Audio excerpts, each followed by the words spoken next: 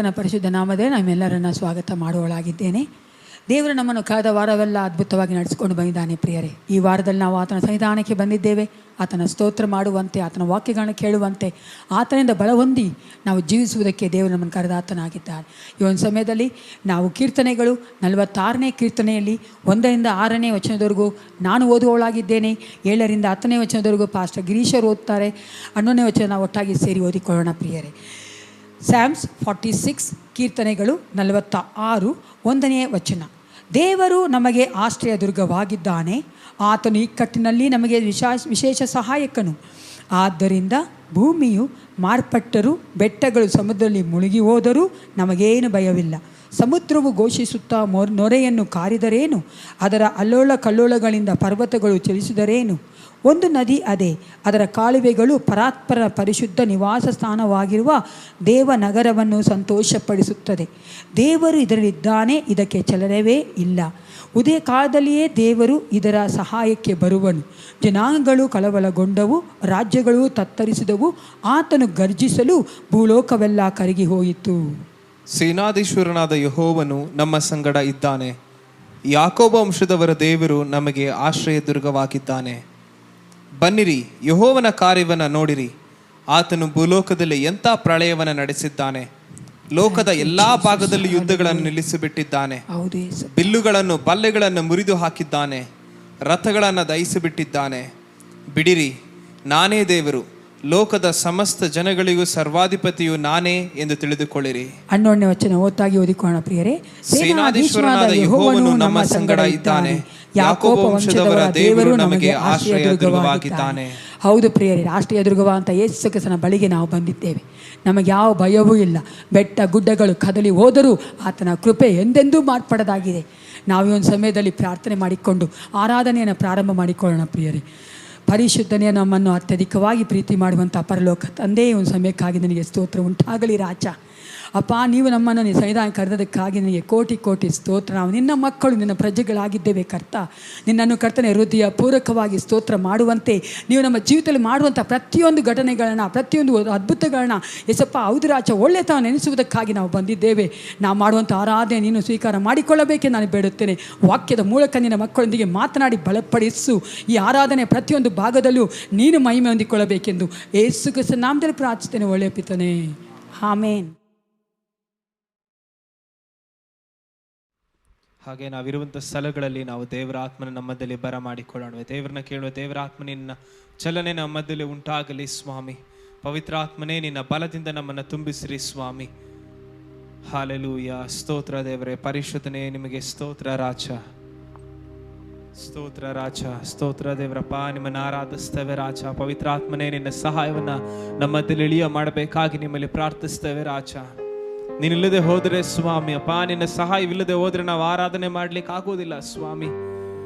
ಈ ದಿನ ಸಮಯದಲ್ಲಿ ದೇವರೇ, ಈ ದಿನದಲ್ಲಿ ದೇವರಪ್ಪ, ನಿನ್ನ ಪ್ರಸನ್ನತೆ ದೇವರೇ ನಾವಿರುವಂಥ ಸ್ಥಳಗಳಲ್ಲಿ ನಮ್ಮನ್ನು ಆವರಿಸಿಕೊಳ್ಳಲಿ, ನಮ್ಮ ಹೃದಯಗಳನ್ನು ಸಂಧಿಸಲಿ ಸ್ವಾಮಿ. ಓ ಹಾಲೆಲೂಯ.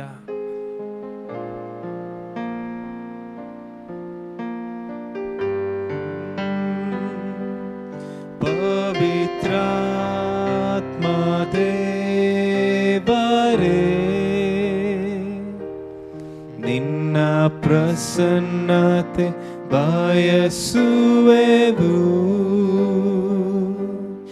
ಪವಿತ್ರಾತ್ಮ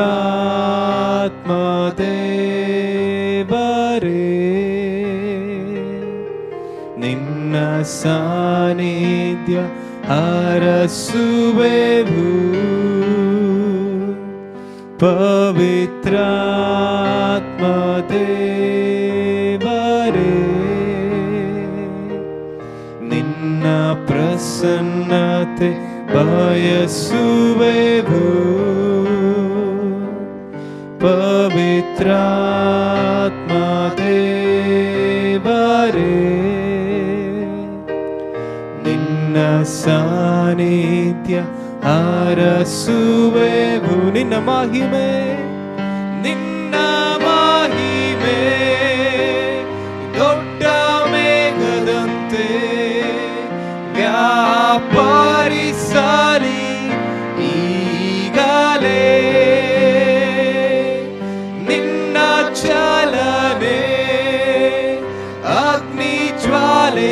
ಜಲದಂತೆ ಪ್ರವಾಹಿಸಲಿ ಈಗಲೇ ನಿನ್ನ ಮಹಿಮೆ, ನಿನ್ನ ಮಹಿಮೆ ದೊಡ್ಡ ಮೇಘದಂತೆ ವ್ಯಾಪರಿಸಲಿ ಈಗಲೇ ನಿನ್ನ ಚಲನೆ, ನಿನ್ನ ಚಾಲನೆ ಅಗ್ನಿ ಜ್ವಾಲೆಯಂತೆ ಪ್ರವಾಹಿಸಲಿ ಈಗಲೇ. ಆತ್ಮನೇ ನನ್ನ ಅಭಿಷೇಕಿಸು, ಆತ್ಮನೇ ನಂದಾಹ ತೀರಿಸು, ಆತ್ಮನೇ ನನ್ ಮಾರ್ಗದರ್ಶಿಸು, ಆತ್ಮನೇ ನನ್ನು ಜೀವಿಸು. ಕಲ್ಮಶವ ತೊಳೆಯುವ ಪವಿತ್ರಾತ್ಮನೇ, ಪ್ರಾಣಾತ್ಮ ಶರೀರವ ಶುದ್ಧಿಸಯ್ಯ.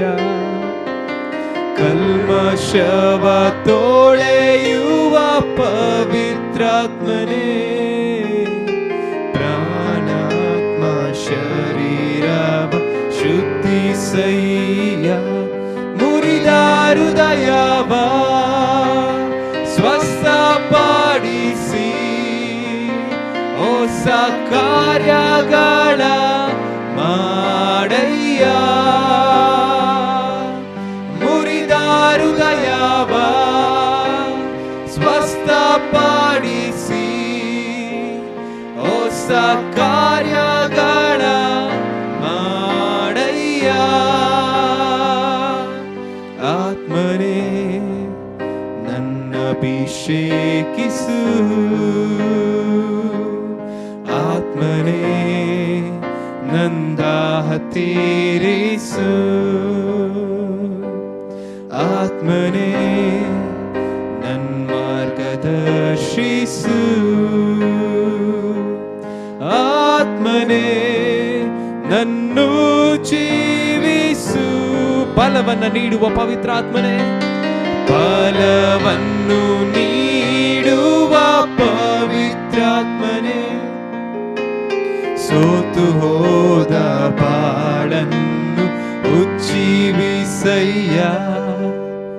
ಫಲವನ್ನು ನೀಡುವ ಪವಿತ್ರಾತ್ಮನೇ, ಸೋತು ಹೋದ ಬಾಳನ್ನು ಉಜ್ಜೀವಿಸಯ್ಯ. ನಿನ್ನ ಮಾರ್ಗವ ಪ್ರಕಟಪಡಿಸಯ್ಯ, ನಿನ್ನ ಇಷ್ಟದಂತೆ ನಡೆಸಯ್ಯ. ನಿನ್ನ ಮಾರ್ಗವ ಪ್ರಕಟಪಡಿಸಯ್ಯ, ನಿನ್ನ ಇಷ್ಟದಂತೆ ನಡೆಸಯ್ಯ. ಆತ್ಮನೇ ನನ್ನ ಅಭಿಷೇಕಿಸು, ಆತ್ಮನೇ ನಂದಾಹ ತೀರಿಸು, ಆತ್ಮನೇ ನನ್ ಮಾರ್ಗದರ್ಶಿಸು, ಆತ್ಮನೇ ನನ್ನು ಜೀವಿಸು. ದೇವರಾತ್ಮನೇ ಅಪ್ಪ, ನಿನ್ನ ಮಕ್ಕಳನ್ನ ನೀವು ಜೀವಿಸಬೇಕಾಗಿ ನಿಮ್ಮಲ್ಲಿ ಪ್ರಾರ್ಥಿಸ್ತೇವೆ ಸ್ವಾಮಿ. ದೇವ್ರೆ, ಹೌದು ರಾಜ, ಸೋತಂತ ಪ್ರತಿಯೊಂದು ಬಾಳುಗಳನ್ನ ದೇವ್ರೆ ನೀವು ರಾಜ ಗೆಲುವಿನಡೆಗೆ ನಡೆಸಲಿಕ್ಕೆ ಶಕ್ತನಾಥ ದೇವರಾಗಿದ್ದಿರೋದಕ್ಕಾಗಿ ನಿಮಗೆ ಸ್ತೋತ್ರ. ದೇವ್ರೆ, ಹೌದು ರಾಜ, ಪವಿತ್ರಾತ್ಮನೇ ನಮ್ಮ ಹೃದಯಗಳಿಗೆ ಬೇಕಾದ ಧೈರ್ಯವನ್ನ ಸಾಂತ್ವನವನ್ನ ನೀವು ದಯಪಾಲಿಸಿ ಕೊಡ್ರಿ ಸ್ವಾಮಿ. ನಿನ್ನ ಆತ್ಮನು ದೇವ್ರೆ ನಮ್ಮನ್ನು ತೊಟ್ಟಿಗೆ ತೆಗೆದುಕೊಳ್ಳಲಿ. ಹಲ್ಲೆಲೂಯ. ನಾವು ಹಾಗೆ ದೇವರನ್ನ ಸ್ತುತಿಸುವ ಹಾಗೆ ಎಲ್ಶಡೆಯಾದ ದೇವನೇ ನಿನಗೆಲ್ಲವೂ ಸಾಧ್ಯವೇ ಎಂಬುದಾಗಿ ಹಾಡಿ ದೇವರನ್ನ ಸ್ತುತಿಸೋಣ. ಆತನ ಕೈಯಿಂದ ಎಲ್ಲವೂ ಸಾಧ್ಯ. ಆತನ ನುಡಿದರೆ ಎಲ್ಲವೂ ಆಗುತ್ತೆ. ಆತನ ಆಜ್ಞೆಗೆ ಎಲ್ಲವೂ ನಡೆಯುತ್ತೆ.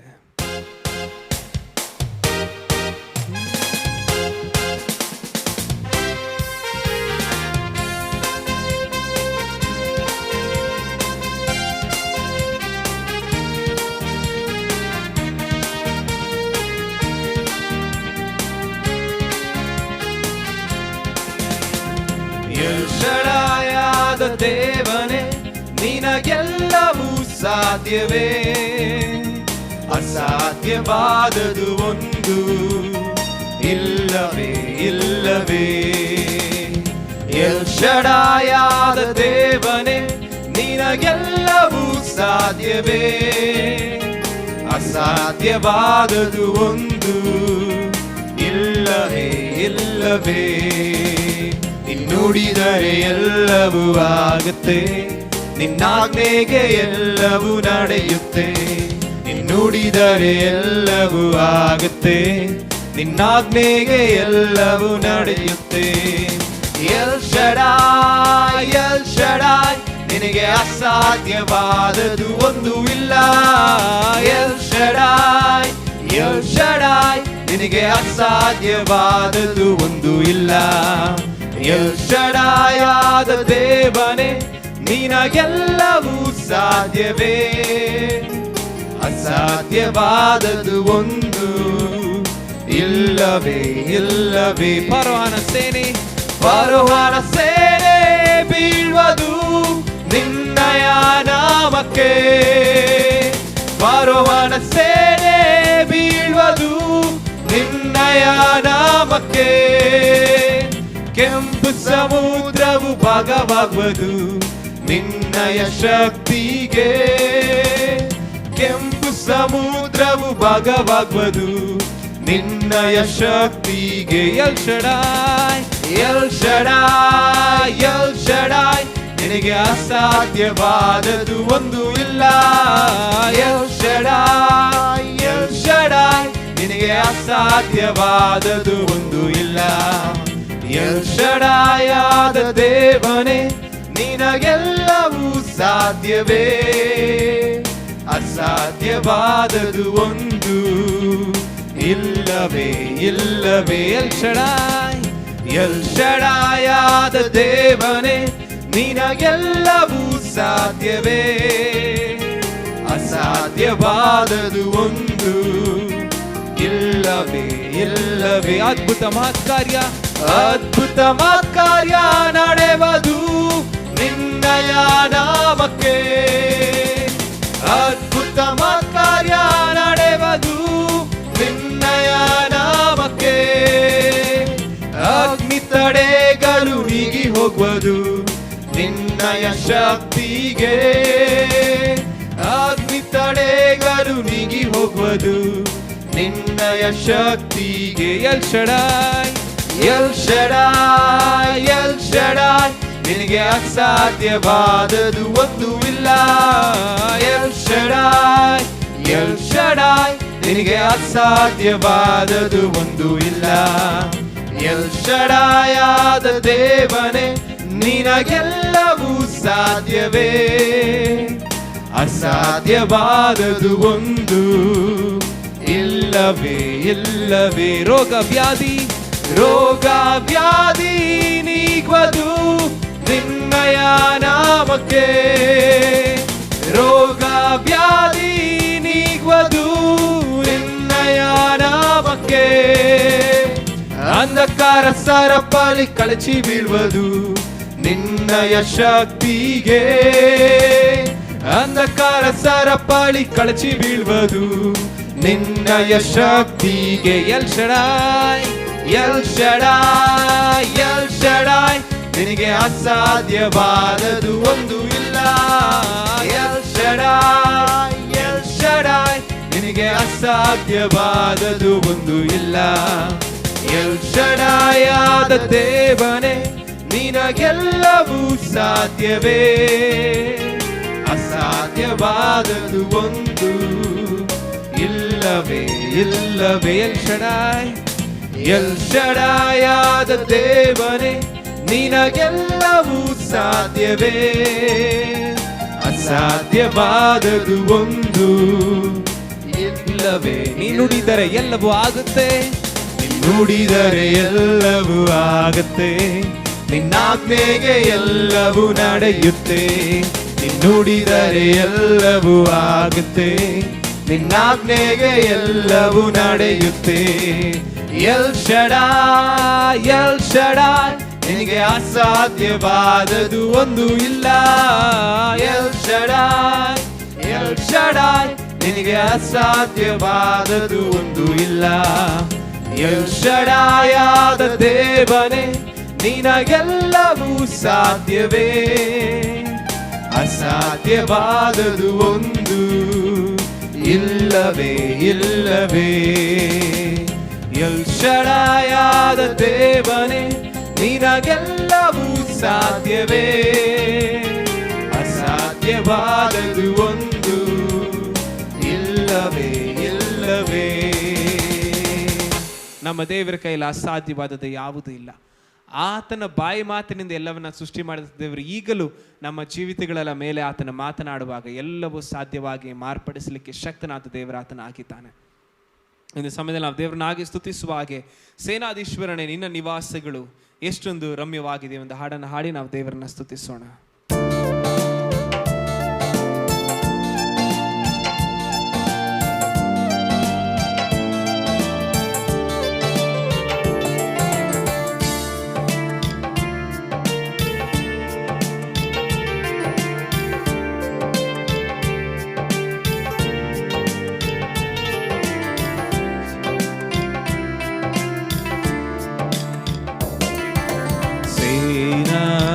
ಸೇನಾಧೀಶ್ವರನೇ ನಿನ್ನ ನಿವಾಸಗಳು ಎಷ್ಟೊಂದು ರಮ್ಯವಾಗಿದೆ. ಸೇನಾಧೀಶ್ವರನೇ ನಿನ್ನ ನಿವಾಸಗಳು ಎಷ್ಟೊಂದು ರಮ್ಯವಾಗಿದೆ. ಸೇನಾಧೀಶ್ವರನೇ ನಿನ್ನಾಯ ಸನ್ನಿಧಿಯಲ್ಲಿರುವವರು ನಿಜವಾಗಿ ಭಾಗ್ಯವಂತರು. ನಿನ್ನಾಯ ಸನ್ನಿಧಿಯಲ್ಲಿರುವವರು ನಿಜವಾಗಿ ಭಾಗ್ಯವಂತರು.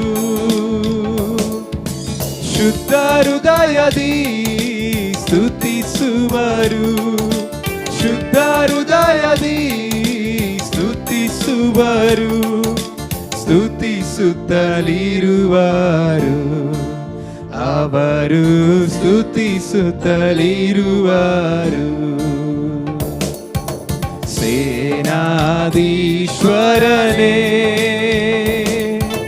ನಿನ್ನ ನಿವಾಸಗಳು ಎಷ್ಟೊಂದು ರಮ್ಯವಾಗಿದೆ. ಸೇನಾಧೀಶ್ವರನೇ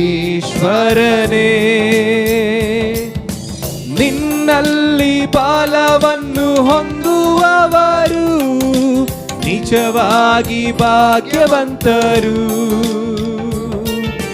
ನಿನ್ನಲ್ಲಿ ಫಲವನ್ನು ಹೊಂದುವವರು ನಿಜವಾಗಿ ಭಾಗ್ಯವಂತರು.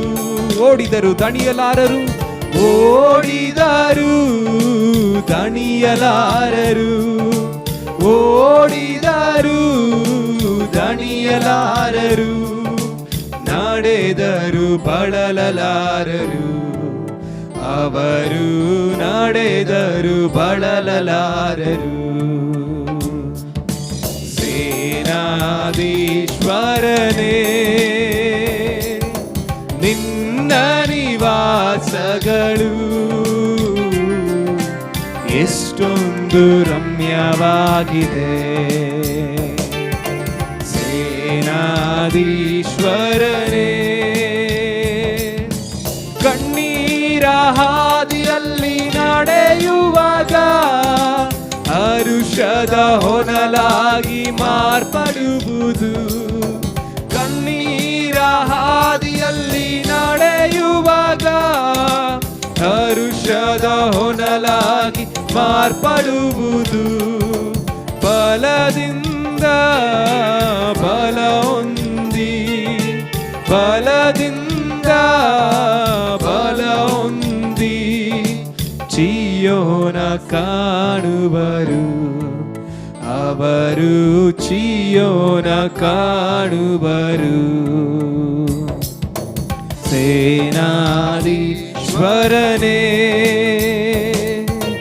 ನಿನ್ನ ನಿವಾಸಗಳು ಎಷ್ಟೊಂದು ರಮ್ಯವಾಗಿದೆ. ಸೇನಾಧೀಶ್ವರನೇ. ಹೌದು ಪ್ರಿಯರೇ, ದೇವರ ಸಮ್ಮುಖದಲ್ಲಿ ದೇವರಲ್ಲಿ ಬಲವನ್ನು ಹೊಂದುವಂಥ ಮನುಷ್ಯನು ಆತನ ಭಾಗ್ಯವಂತನು. ಇಲ್ಲಿ ಹೇಳ್ತದೆ, ನಿನ್ನಲ್ಲಿ ಬಲವನ್ನು ಹೊಂದುವಂಥವರು ಭಾಗ್ಯವಂತರು. ಅವರು ಓಡಿದರು ದಣಿಯಲಾರರು, ನಡೆದರು ಬಳಲಲಾರರು. ನಾನು ನಿಮಗಾಗಿ ಒಂದು ವಚನ ಓದ್ತೇನೆ. ಕೀರ್ತನೆಗಳು 127 ಈ ರೀತಿಯಾಗಿ ಹೇಳ್ತದೆ, ನಾನು ಕಣ್ಣೆತ್ತಿ ಪರ್ವತಗಳ ಕಡೆಗೆ ನೋಡುತ್ತೇನೆ, ನನ್ನ ಸಹಾಯವು ಎಲ್ಲಿಂದ ಬರುವುದು? ಭೂಮಿ ಆಕಾಶಗಳನ್ನು ನಿರ್ಮಿಸಿದ ಯೆಹೋವನಿಂದಲೇ ನನ್ನ ಸಹಾಯವು ಬರುತ್ತದೆ. ಆತನು ನಿನ್ನ ಪಾದಗಳನ್ನು ಕದಲಗೊಳಿಸದಿರಲಿ, ನಿನ್ನನ್ನು ಕಾಯುವವನು ತೂಕಡಿಸದಿರಲಿ. ಇಗೋ, ಇಸ್ರಾಯೇಲರನ್ನು ಕಾಯುವಾತನು ತೂಕಡಿಸುವುದಿಲ್ಲ, ನಿದ್ರಿಸುವುದಿಲ್ಲ.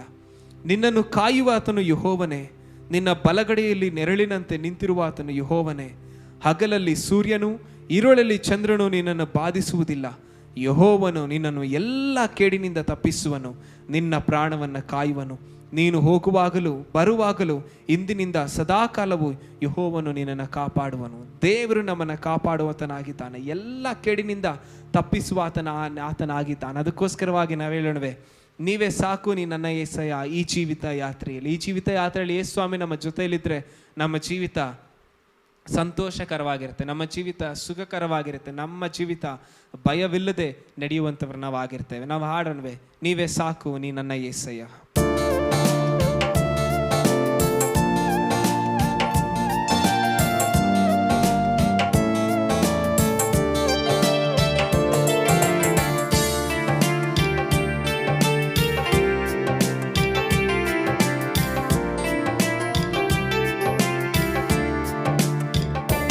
ನೀವೇ ಸಾಕು ನೀ ನನ್ನ యేసయ్య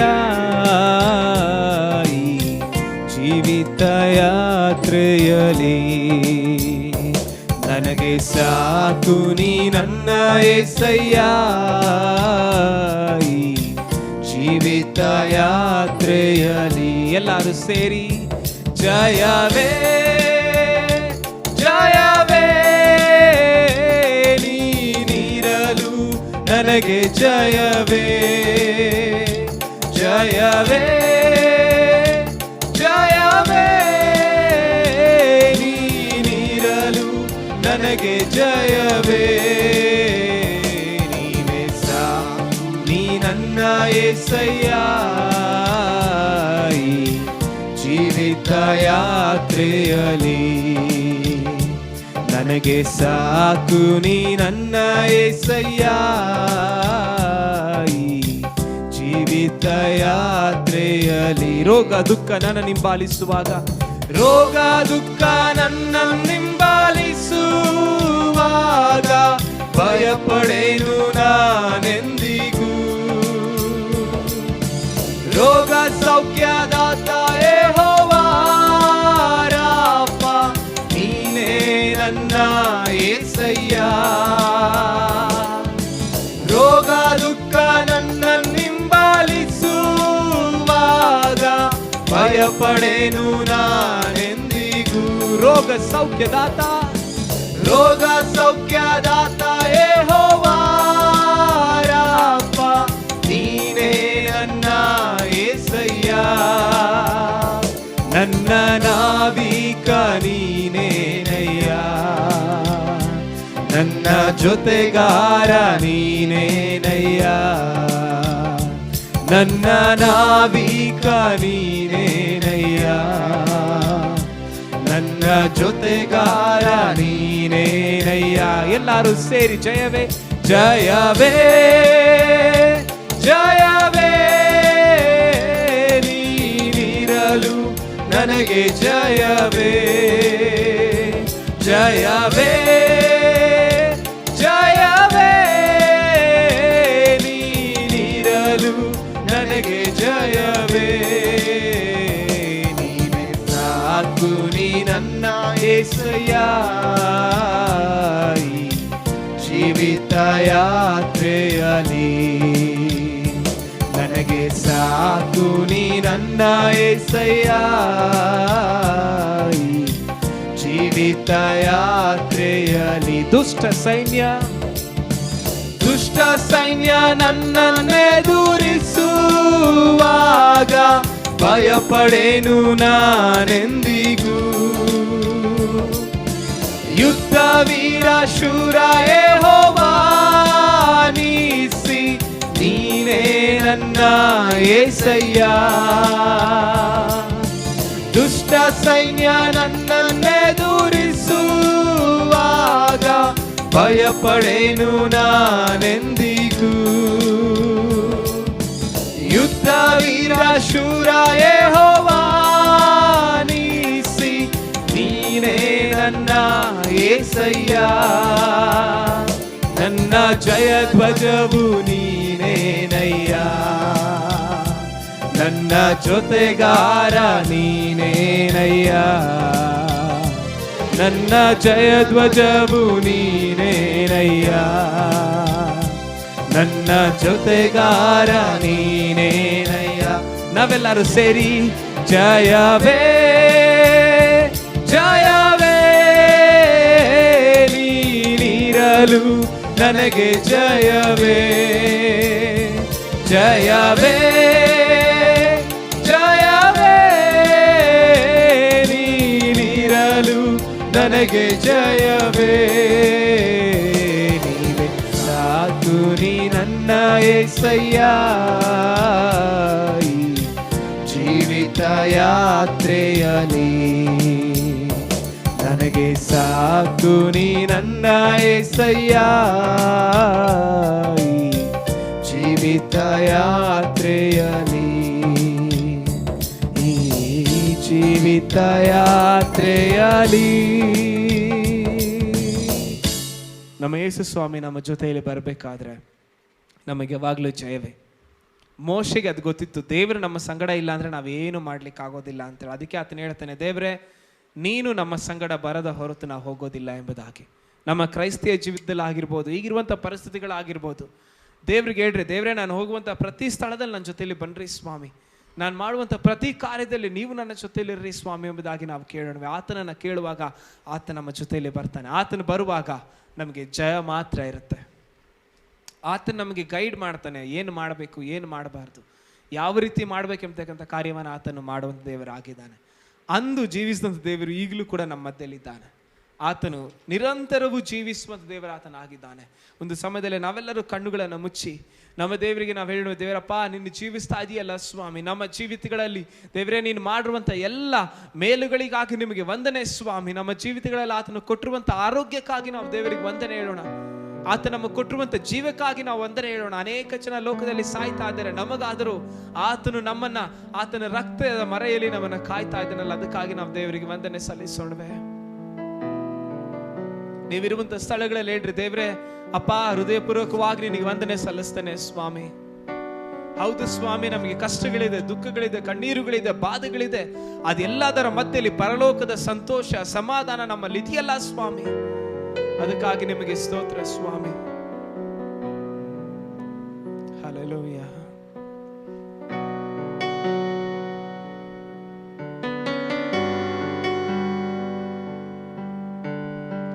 ಅಪ್ಪ ನಿಮ್ಮನ್ನ ಆರಾಧಿಸ್ತೇವೆ ರಾಜ.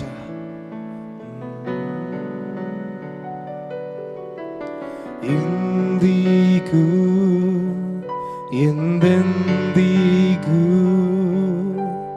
ಬದಲಾಗದ ನನ್ನೇಸು, ಎಂದಿಗೂ ಎಂದೆಂದಿಗೂ ಬದಲಾಗದ ನನ್ನೇಸು. ಬದಲಾಗಿಲ್ಲ ಬದಲಾಗಿಲ್ಲ, ಪುನರುತ್ಥಾನದ ನಿನ್ನ ಮಹಿಮೆ ಬದಲಾಗಿಲ್ಲ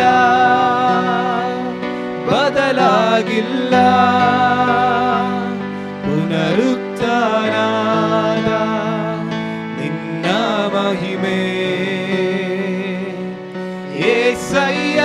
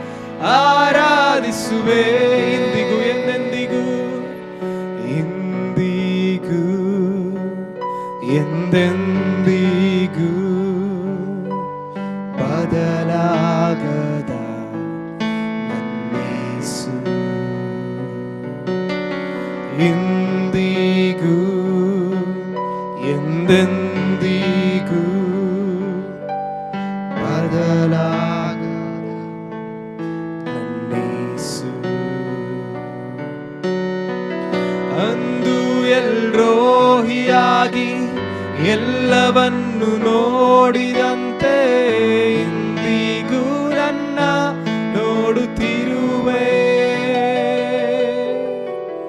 ಅಂದು ಎಬಿನೇಸರಾಗಿ ಎಲ್ಲರಿಗೂ ಸಹಾಯ ನೀನೇ, ಇಂದಿಗೂ ನನ್ನ ಸಹಾಯ ನೀನೇ. ಅಂದು ಎಲ್ರೋಹಿಯಾಗಿ ಎಲ್ಲವನ್ನು ನೋಡಿದಂತೆ ಇಂದಿಗೂ ನನ್ನ ನೋಡುತ್ತಿರುವೆ. ಅಂದು ಎಬಿನೇಸರಾಗಿ ಎಲ್ಲರಿಗೂ ಸಹಾಯ ನೀನೇ, ಇಂದಿಗೂ ನನ್ನ ಸಹಾಯ ನೀನೇ.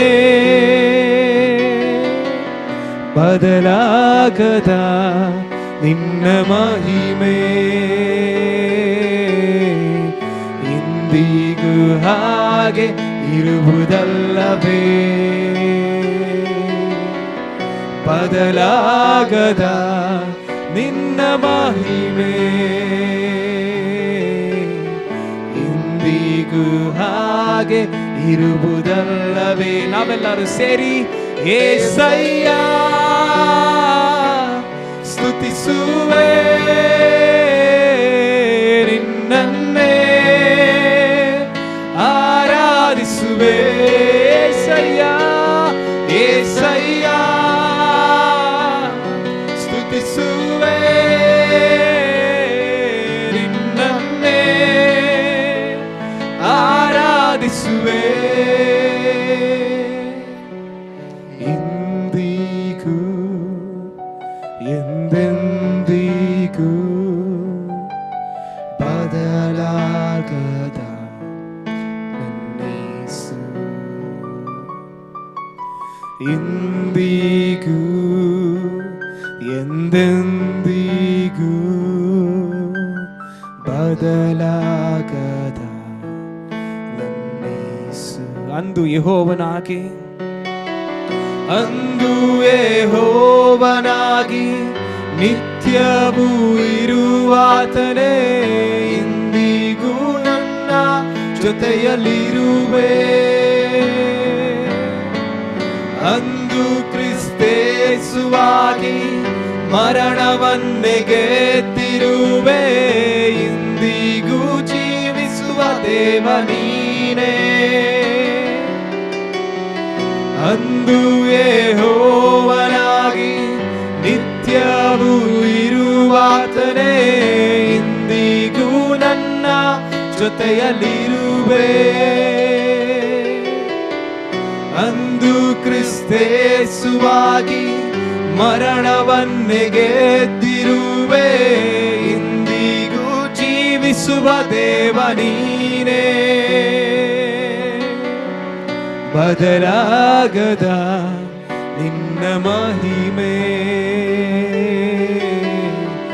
ಇಂದಿಗೂ ಹಾಗೆ ಇರುವುದಲ್ಲವೇ. ಬದಲಾಗದ ನಿನ್ನ ಮಹಿಮೆ ಇಂದಿಗೂ ಹಾಗೆ ಇರುವುದಲ್ಲವೇ. ಏಸಯ್ಯ ಏಸಯ್ಯ ಸ್ತುತಿಸುವೆ ನಿನ್ನನ್ನೇ ಆರಾಧಿಸುವೆ. ಏಸಯ್ಯ ಸ್ತುತಿಸುವೆ ನಿನ್ನನ್ನೇ ಆರಾಧಿಸುವೆ. ದೇವ್ರೆ, ನಿಮ್ಮನ್ನ ಮಾತ್ರವೇ ಆರಾಧಿಸ್ತೇವೆ ಸ್ವಾಮಿ. ಅಂದು ಎಲ್ರೋಹಿಯಾಗಿ ಎಲ್ಲವನ್ನ ನೋಡಿದ ದೇವರು ನೀನು ಆಗಿದ್ದೀರಲ್ಲ ಸ್ವಾಮಿ. ಈಗಲೂ ದೇವರೇ ನಮ್ಮನ್ನು ನೋಡುವಂತ ದೇವರು, ನಮ್ಮನ್ನ ತಿಳಿದುಕೊಳ್ಳುವಂತ ದೇವರು ನೀನು ಆಗಿದ್ದೀರಲ್ಲ ದೇವರೇ. ಸಹಾಯ ಮಾಡುವಂತ ದೇವರು ನೀನು ಆಗಿದೆಯಲ್ಲ ಸ್ವಾಮಿ. ಸಂತೈಸುವಂತ ದೇವರು ನೀನು ಆಗಿದ್ದೀರಲ್ಲ ಸ್ವಾಮಿ. ದೇವರೇ, ನಮ್ಮ ಜೀವಿತದ ಪ್ರತಿ ಸಮಯದಲ್ಲೂ ನಮ್ಮ ಜೊತೆಗಾರನು ನೀನು ಆಗಿದ್ದೀರಲ್ಲ ಸ್ವಾಮಿ. ಅದಕ್ಕಾಗಿ ನಿಮಗೆ ಆರಾಧನೆ ಸಲ್ಲಿಸ್ತೇವೆ ರಾಜ. ದೇವ್ರೆ, ನಿಮ್ಮನ್ನ ಆರಾಧಿಸ್ತೇವೆ ರಾಜ, ನಿಮ್ಮನ್ನ ಕೊಂಡಾಡ್ತೇವೆ ದೇವ್ರೆ. ಅಪ್ಪ, ನೀನಿಲ್ಲದೆ ನಾವಿಲ್ಲ ಸ್ವಾಮಿ. ನಿನ್ನ ಕರುಣೆ ಇಲ್ಲದೆ ನಾವು ಜೀವಿಸ್ಲಿಕ್ಕೆ ಆಗೋದಿಲ್ಲ ಸ್ವಾಮಿ. ಅಪ್ಪ, ನಿನ್ನ ದೊಣ್ಣೆ, ನಿನ್ನ ಕೋಲು ನಮಗೆ ಧೈರ್ಯ ಕೊಡುತ್ತದಲ್ಲ ಸ್ವಾಮಿ. ನಿನ್ನ ವಾಕ್ಯ ಹೇಳುತ್ತಲ್ಲ ಸ್ವಾಮಿ, ನಿನ್ನ ಬಲಗಡೆಯಲ್ಲಿ 1000 ಜನರು, ನಿನ್ನ ಎಡಗಡೆಯಲ್ಲಿ 10,000 ಜನರು ಸತ್ತು ಬಿದ್ದಿದ್ದರು ನಿನಗೇನು ತಟ್ಟುದೆ ಎಂಬುದಾಗಿ. ದೇವರೇ ಅಪ್ಪ, ಹೌದು ರಾಜ, ನಮ್ಮನ್ನು ಕಾಯ್ತಿರುವಂತ ದೇವರು ನೀನು ಹಾಕಿದ್ದೀರಿ ಸ್ವಾಮಿ. ಅದಕ್ಕಾಗಿ ನಿಮಗೆ ಸ್ತೋತ್ರ. ನಿಮ್ಮನ್ನು ಆರಾಧಿಸ್ತೇವೆ ರಾಜ. ನಾವೆಲ್ಲರೂ ಸೇರಿ ದೇವರನ್ನ ಆರಾಧನೆ ಮಾಡೋಣವೇ. ದೇವರನ್ನ ಸ್ತುತಿಸಿರಿ, ದೇವರನ್ನ ಕೊಂಡಾಡಿರಿ. ಆತನು ಮಹತ್ತಾದ ಕಾರ್ಯಗಳನ್ನ ಮಾಡಲಿಕ್ಕೆ ಶಕ್ತನಾದ ದೇವರಾಗಿದ್ದಾನೆ. ಆತನ ಸ್ವಸ್ಥತೆಯ ಕರ ನಮ್ಮನ್ನು ಸ್ಪರ್ಶಿಸುವಂತದ್ದಾಗಿದೆ. ನಾವು ಹೇಳುವೆ, ದೇವರೇ ಅಪ್ಪ, ನಿಮ್ಮನ್ನ ಆರಾಧಿಸ್ತೇವೆ ಸ್ವಾಮಿ, ನಿಮ್ಮನ್ನ ಆರಾಧಿಸ್ತೇವೆ ರಾಜ. ಎಲ್ಲ ವೇಳೆಯಲ್ಲಿ, ಎಲ್ಲ ಸ್ಥಿತಿಗಳಲ್ಲಿ ನಿಮ್ಮನ್ನ ಆರಾಧಿಸ್ತೇವೆ ರಾಜ. ಓ ಯೇಸುವೇ, ಸ್ತೋತ್ರ ಸ್ವಾಮಿ.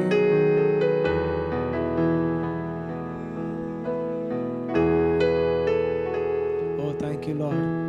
ನಿಮ್ಮನ್ನ ಆರಾಧಿಸ್ತೇವೆ ರಾಜ. ಎಲ್ಲ ವೇಳೆಯಲ್ಲೂ ಆರಾಧಿಸುವೆ, ಎಲ್ಲ ಸ್ಥಿತಿಯಲ್ಲೂ ಪ್ರೀತಿಸುವೆ.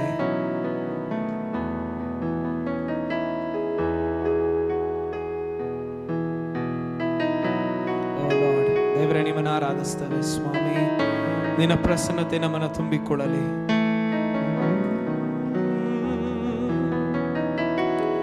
ಎಲ್ಲ ವೇಳೆಯಲ್ಲೂ ಆರಾಧಿಪೆ,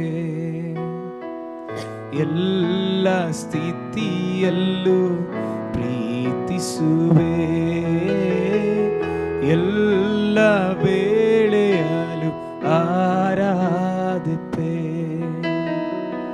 ಎಲ್ಲ ಸ್ಥಿತಿಯಲ್ಲೂ ಪ್ರೀತಿಸುವೆ. ಉನ್ನತನೇ ನಿನ್ನ ಆರಾಧಿಪೆ ಯೇಸುವೇ. ನಿನ್ನ ಪ್ರೀತಿ ಮಾಡುವೆ. ಉನ್ನತನೇ ನಿನ್ನ ಆರಾಧಿಪೆ ಯೇಸುವೇ. ನಿನ್ನ ಪ್ರೀತಿ ಮಾಡುವೆ. ಎಲ್ಲ ವೇಳೆಯಲ್ಲೂ ಆರಾಧಿಪೆ, ಎಲ್ಲ ಸ್ಥಿತಿಯಲ್ಲೂ ಪ್ರೀತಿಸುವೆ.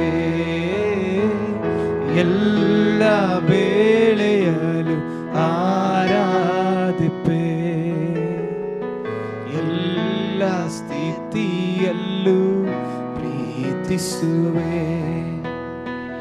ಹೇಗಾಲಲಿ ಹೊರಬ ತಂದೆಯು ನೀನೇ, ಮಡಿಲಲ್ಲಿ ಅಪ್ಪುವ ತಾಯಿಯು ನೀನೇ.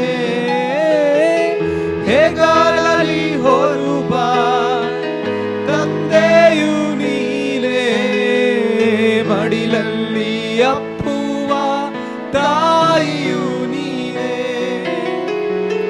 ಅಳಿಯುವ ಲೋಕದಲ್ಲಿ ಆಶ್ರಯ ನೀನೇ,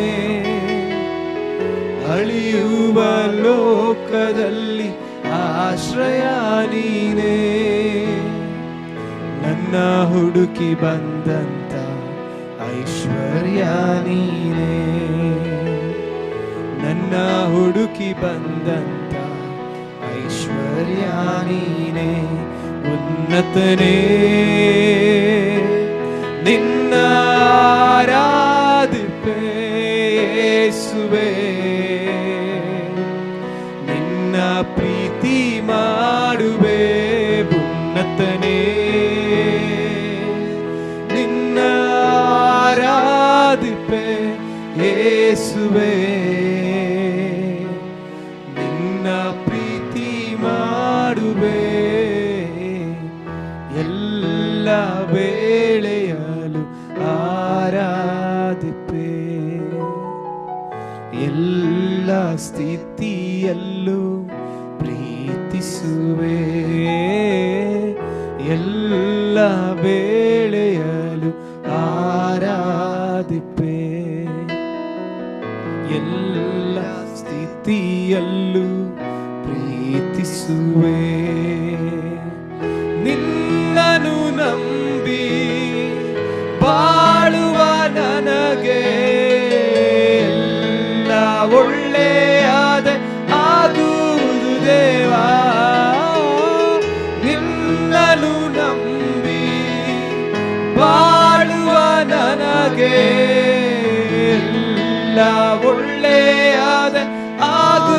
ಕಾಯುವುದು ದೇವಾ, ಮರೆಯದೆ ಕಾಯುವ ಕಣ್ಮಣಿಯೇ, ಮರೆಯದೆ ಕಾಯುವ ನನ್ನ ಕಣ್ಮಣಿಯೇ, ಮನಸಾರೆ ನಿನ್ನನೆ ವಂದಿಸುವೆ, ಮನಸಾರೆ ನಿನ್ನನೆ ವಂದಿಸುವೆ. ಉನ್ನತನೇ ನಿನ್ನ ಆರಾಧಿಪೆ ಯೇಸುವೆ, ನಿನ್ನ ಪ್ರೀತಿ ಮಾಡುವೆ. ಉನ್ನತನೇ ನಿನ್ನ ಆರಾಧಿಪೆ ಯೇಸುವೆ, ನಿನ್ನ ಪ್ರೀತಿ ಮಾಡುವೆ. ಎಲ್ಲ ವೇಳೆಯಲು ಆರಾಧಿಪೆ, ಎಲ್ಲ ಸ್ಥಿತಿಯಲ್ಲೂ ಪ್ರೀತಿಸುವೆ, ಎಲ್ಲ ವೇಳೆಯಲು ಆರಾಧಿಪೆ, ಎಲ್ಲ ಸ್ಥಿತಿಯಲ್ಲೂ ಪ್ರೀತಿಸುವೆ. ದೇವ್ರೆ ಅಪ್ಪ, ಎಲ್ಲ ವೇಳೆಯಲ್ಲಿ ನಿಮ್ಮನ್ನು ಆರಾಧಿಸ್ತೇವೆ ಸ್ವಾಮಿ. ನಿನ್ನನ್ನು ನಂಬಿ ಬಾಳುವಂತೆ ನಮಗೆ ಅಪ್ಪ, ನಿನ್ನನ್ನು ಆಶ್ರಯಿಸಿ ಬಾಳುವಂತೆ ನಮಗೆ ಅಪ್ಪ, ನಿನ್ನನ್ನು ನಿರೀಕ್ಷಿಸಿ ಬಾಳುವಂತೆ ನಮಗೆ ದೇವರೇ ಎಲ್ಲ ಒಳ್ಳೆಯದೇ ಆಗುತ್ತೆ. ಅದಕ್ಕಾಗಿ ನಿಮಗೆ ಸ್ತೋತ್ರ ಸ್ವಾಮಿ. ದೇವರ ಆರಾಧನೆಗಳ ನಿನಗೆ ಸಮರ್ಪಿಸ್ತೇವೆ. ದೇವರ ಆತ್ಮನೇ ಅಪ್ಪ, ಹೌದು ರಾಜ, ನೀನು ನಮ್ಮನ್ನ ತೋಟಿಗೆ ತೆಗೆದುಕೊಳ್ಳ್ರಿ, ನೀನು ಮಹಿಮೆ ಹೊಂದಿಕೊಳ್ಳ್ರಿ ಸ್ವಾಮಿ. ದೇವರೇ ನಿನ್ನನ್ನು ಆರಾಧಿಸ್ತೇವೆ ಯೇಸುವಿನ ಹೆಸರಿನಲ್ಲಿ ತಂದೆ, ಆಮೆನ್.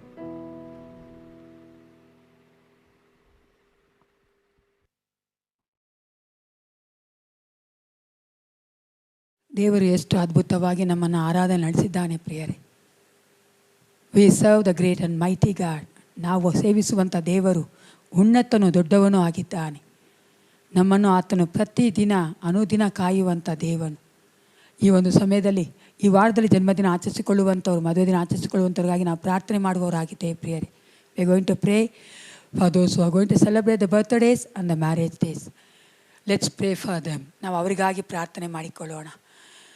ಭೂಮಿ ಆಕಾಶಗಳ ಒಡೆಯಾದ ಪರಲೋಕ ತಂದೆ, ಅಪ್ಪಾಪಿತನೇ, ಈ ಒಂದು ಸುಂದರವಾದ ಸಮಯಕ್ಕಾಗಿ ನನಗೆ ಸ್ತೋತ್ರ ಉಂಟಾಗಲಿ.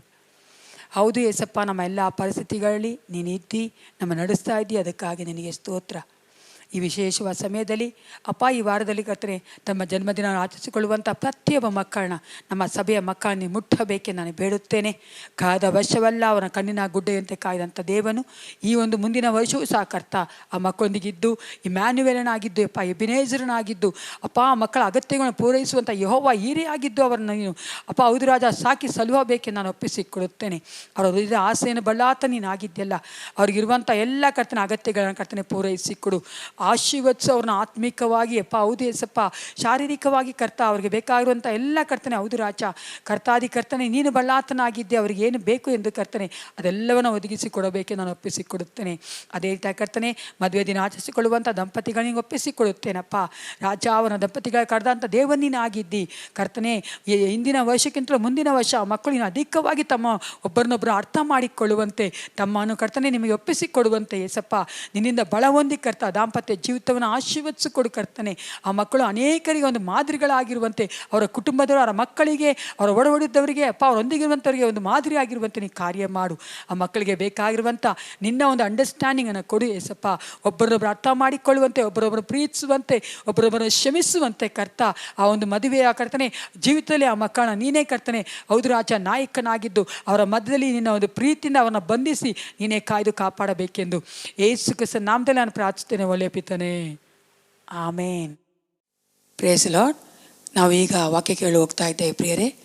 ನಮ್ಮ ಮಧ್ಯಲ್ಲಿರುವಂಥ ಗಣ ನೋನ್ ರಾಜ್ ಅವರು ಮುಂದೆ ಬಂದು ವಾಕ್ಯ ಕೊಡಬೇಕಂತ ಕೇಳ್ಕೊಳ್ತೇನೆ. ಐ ರಿಕ್ವೆಸ್ಟ್ ರೆವರೆಂಡ್ ನೋನ್ Raj to come forward and share the God's word.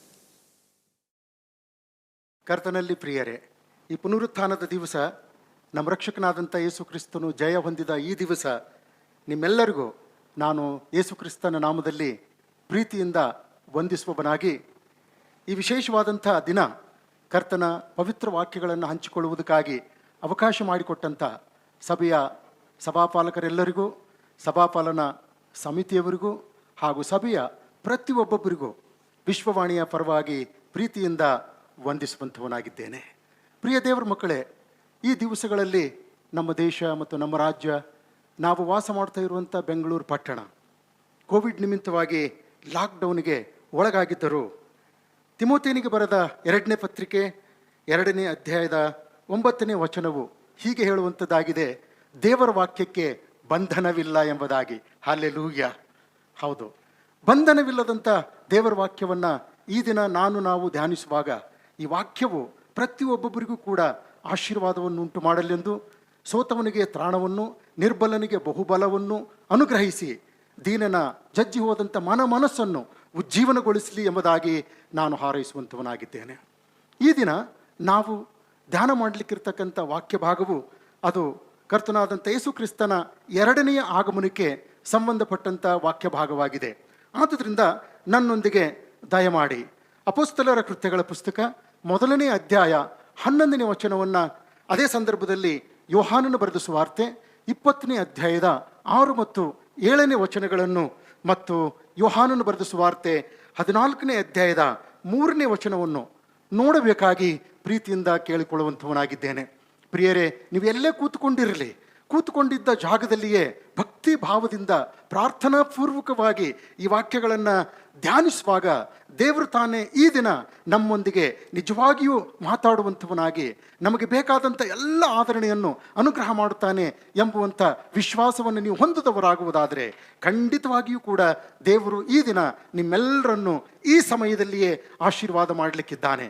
ಬನ್ನಿರಿ, ಅಪೊಸ್ತಲರ ಕೃತ್ಯಗಳ ಪುಸ್ತಕ 1ನೇ ಅಧ್ಯಾಯದ 11ನೇ ವಚನವನ್ನು ನಾವು ನೋಡೋಣ. ಗಲಿಲಾಯದವರೇ, ನೀವು ಯಾಕೆ ಆಕಾಶದ ಕಡೆಗೆ ನೋಡುತ್ತಾ ನಿಂತಿದ್ದೀರಿ? ನಿಮ್ಮ ಬಳಿಯಿಂದ ಆಕಾಶದೊಳಕ್ಕೆ ಸೇರಿಸಲ್ಪಟ್ಟಿರುವ ಈ ಯೇಸು ಯಾವ ರೀತಿಯಲ್ಲಿ ಆಕಾಶದೊಳಕ್ಕೆ ಹೋಗಿರುವುದನ್ನು ನೀವು ಕಂಡಿರೋ, ಅದೇ ರೀತಿಯಲ್ಲಿ ಬರುವನು ಎಂದು ಹೇಳಿದರು. ಕೇಳಿಸ್ಕೊಂಡಿರಲ್ಲ ಪ್ರಿಯರೇ? ಈ ಮಾತುಗಳನ್ನು ಯೇಸು ಕ್ರಿಸ್ತನು ಆಕಾಶಕ್ಕೆ ಎತ್ತಲ್ಪಡುವಂಥ ಸಂದರ್ಭದಲ್ಲಿ ಶಿಷ್ಯರು ನೋಡುತ್ತಾ ನಿಂತಿರುವ ಹಾಗೆ ದೇವದೂತರು ಶಿಷ್ಯರಿಗೆ ಈ ಮಾತುಗಳನ್ನು ತಿಳಿಸಿದ್ದಾರೆ. ಮುಂದೆ ನಾವು ಯೋಹಾನನು ಬರೆದ ಸುವಾರ್ತೆ 20ನೇ ಅಧ್ಯಾಯದ 6 ಮತ್ತು 7ನೇ ವಚನಗಳನ್ನು ನೋಡಿಕೊಳ್ಳೋಣ.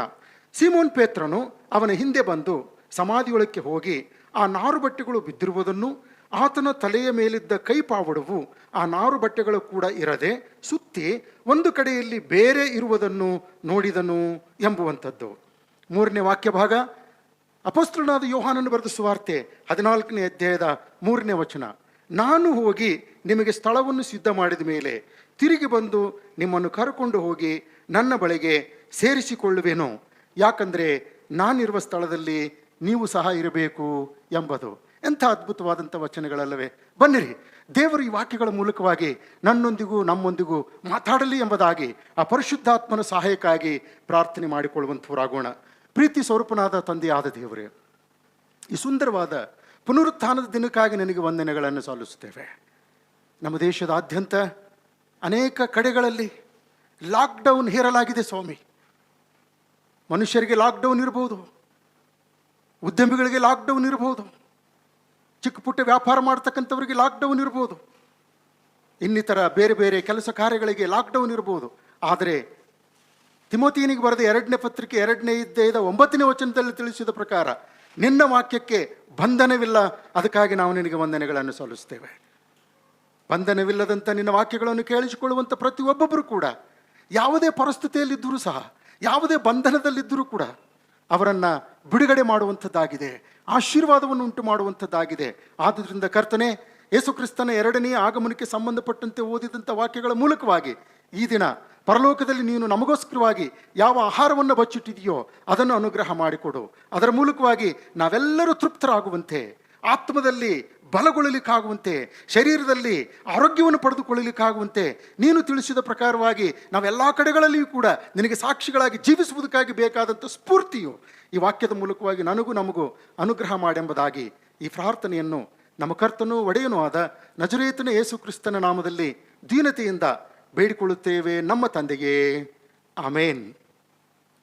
ಪ್ರಿಯ ದೇವರ ಮಕ್ಕಳೇ, ನನ್ನ ಜೊತೆಯಲ್ಲಿ ಸೇರಿ ಆಮೇನ್ ಎಂಬುದಾಗಿ ಹೇಳಿದಂಥ ನಿಮ್ಮೆಲ್ಲರಿಗೂ ನಾನು ಕರ್ತನಾದ ಯೇಸು ಕ್ರಿಸ್ತನ ನಾಮದಲ್ಲಿ ವಂದಿಸುವಂಥವನಾಗಿದ್ದೇನೆ. ಪ್ರಿಯ ದೇವರ ಮಕ್ಕಳೇ, 5ನೇ ಶತಮಾನದಲ್ಲಿ ನವೀಕರಣಗೊಂಡಿರುವಂಥ ಅಪೋಸ್ತಲರ ಬೋಧನಾ ಅಥವಾ ಅಪೋಸ್ತಲರ ವಿಶ್ವಾಸ ಪ್ರಮಾಣ ಸೂತ್ರವನ್ನು ನಾವು ಹೇಳಿಕೊಳ್ಳುತ್ತಾ ಈ ದಿನದ ವಾಕ್ಯ ಭಾಗಕ್ಕೆ ನಾವು ಮುಂದುವರಿಯುವಂಥವರಾಗೋಣ.